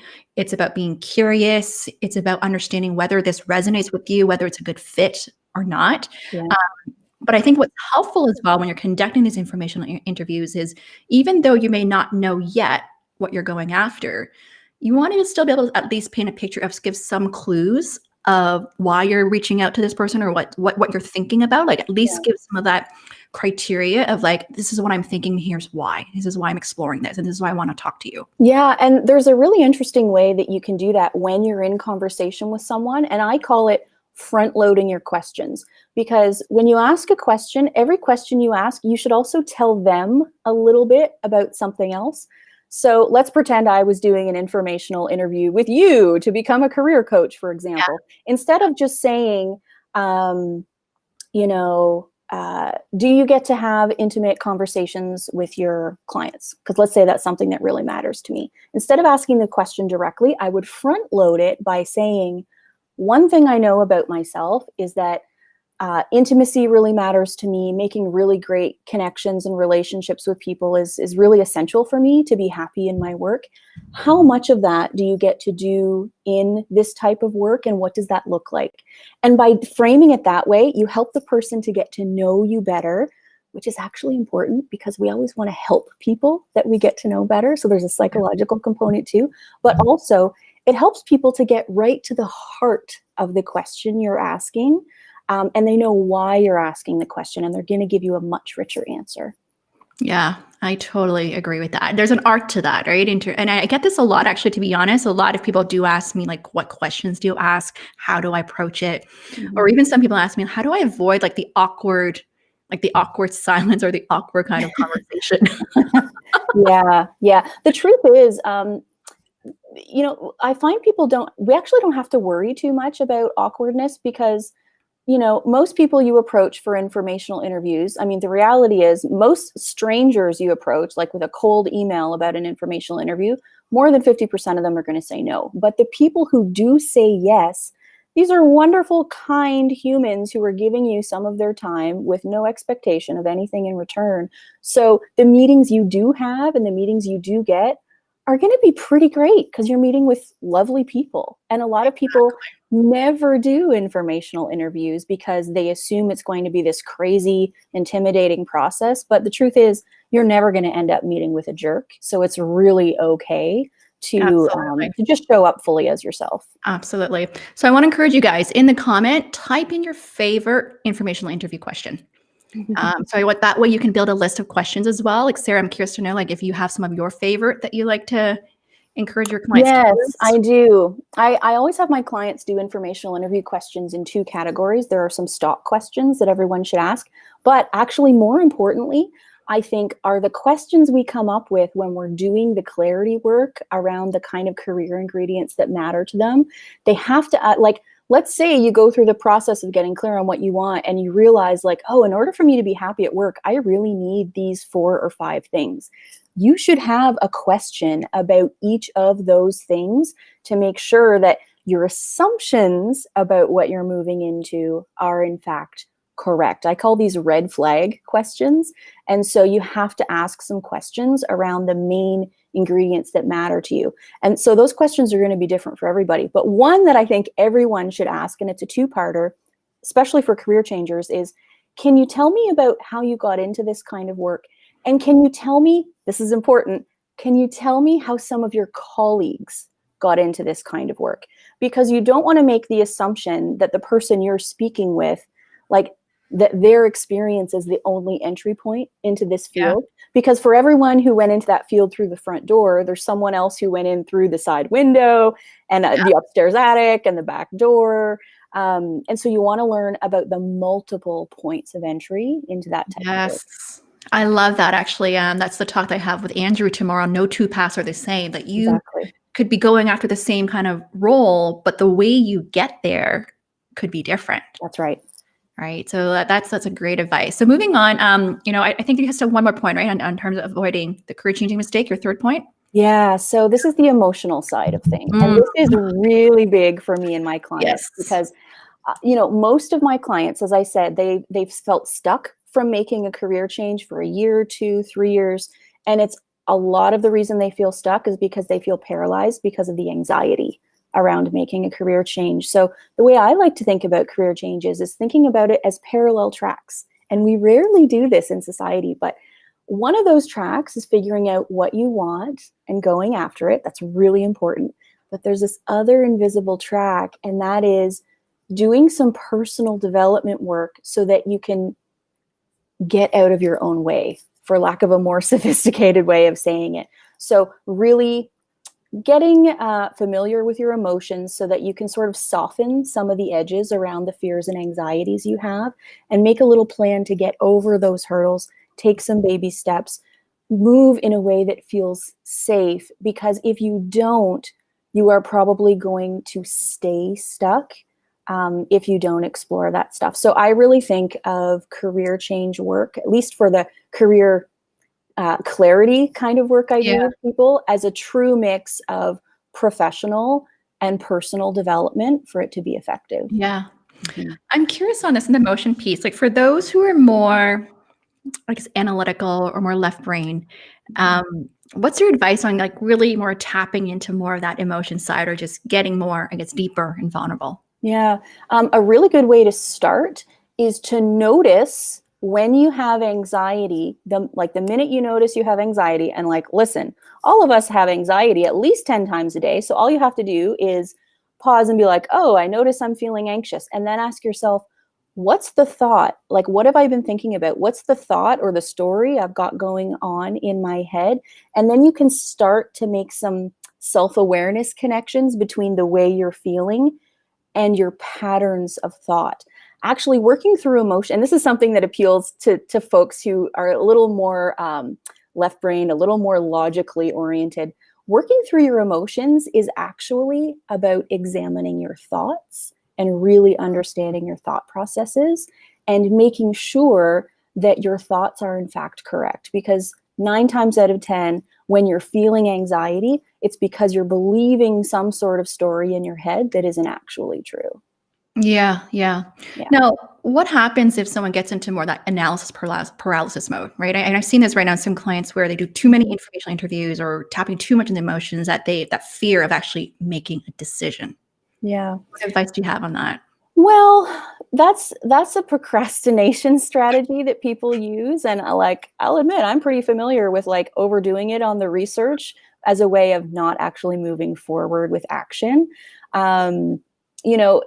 It's easier to not do that if you have some accountability to move into action. If you're working with a coach like you or like me, who has like a process for you to go through, who will give you a loving little push into action. But I do think it's important, especially if it's the emotional side of things that's making you feel paralyzed and you're not taking action, it's really important to choose, maybe like to take smaller bites and smaller steps so that each step feels a little bit less scary. Because if you try to do too much at once, of course you're going to feel paralyzed, right? So a great strategy is actually to be more kind and more reasonable about the size of step you take, particularly at the beginning. Yes. # be kind to yourself, right? That's so key. So my other question, I know this is something you're really passionate about, like how to start finding work that feels good. And by the way, guys, if you haven't picked up Sarah's book, I highly recommend it. Careergasm, do work that feels good. I highly recommend that book. And Sarah, if you can share some strategies and tips, that'd be awesome. Yeah, how to start finding work that feels good. The number one thing I work with my clients is the clarity piece. So that was the first little tip we talked about, is first get clear about what you want. Because if you jump in another direction too soon, here's what often happens with people is, sure, they get another job, but they haven't really thought through alignment in a serious way. And so sure, you'll get another job, but you might find yourself unhappy again in 6 months or a year because you haven't, thought about avoiding the things that drive you crazy, or you haven't really thought about those key things that you need in your job to feel happy. So I always say, clarity first, strategy second. It's so important. And if there's one thing that people take from our chat today, I hope it's a permission slip to press pause on strategy until you get clear about what you want. Oh, I love that. Clarity before strategy. Clarity before strategy. That's so, so key. And this is where, like you said, taking pause, taking time. We talked about earlier, being patient, right? That it's a process as well. Like, don't rush it. Slow down to speed up. Yeah. Right. That is so, so key there. I love that. Your final thoughts, Sarah, like what's your best advice for someone to manage their career and job search for 2021?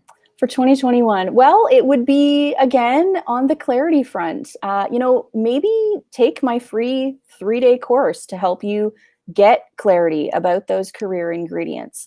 And, if you're really serious about it, I have a career change program starting up in January that'll take you through a full 3 months to make your career change and sort of work through the emotional stuff that we were talking about, work through the clarity stuff that we were talking about, and to put a little plan together that feels safe for your career change, right? But that clarity piece is so, so important. It's so important. I love that. And I do recommend for those who are going through that change or finding that they're really stuck on clarity, I do recommend checking Sarah's work. Sarah, maybe if you can comment, like, who are your ideal clients? My ideal clients are people who have jobs they hate, who would love to make a career change, but who don't know what they want. And so those folks, you guys can find me at careergasm.com, including that free course I was talking about. Amazing. Oh, thank you so much. This is our last session of this segment, guys. I love it. It was so good. So today it was all about clarity, about being kind, being patient. This afternoon, we're going to dive in more into the tactics and strategy. I saw some of you there. I wish that there was more tips around job search, around for those who are unemployed. This afternoon, we're going to talk about that. Okay, so stay tuned for that. But Sarah, thank you so much for being here today. I so appreciate you. I adore you. I respect you. And I want to wish you a happy holiday and have a happy new year. And I'm sure we'll be in touch. Back at you, my dear.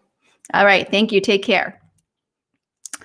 All right, guys. Wasn't that amazing? So before we wrap up here, we're going to be taking a quick break, about an hour and a half. We're going to come back here live, segment 2 this afternoon. It's going to start at 1:45 p.m. Eastern Standard Time. I'm going to kick things off, and I'm going to have my speaker, Austin Balsack, to come here to talk about how to land your dream job without applying online. And after that, I'm going to be talking to also Jonathan Javier on how to break into top companies with coming from a non-traditional background or non-traditional school there. And then we also have Hannah Morgan, where we're going to talk about it's time to visually showcase your value.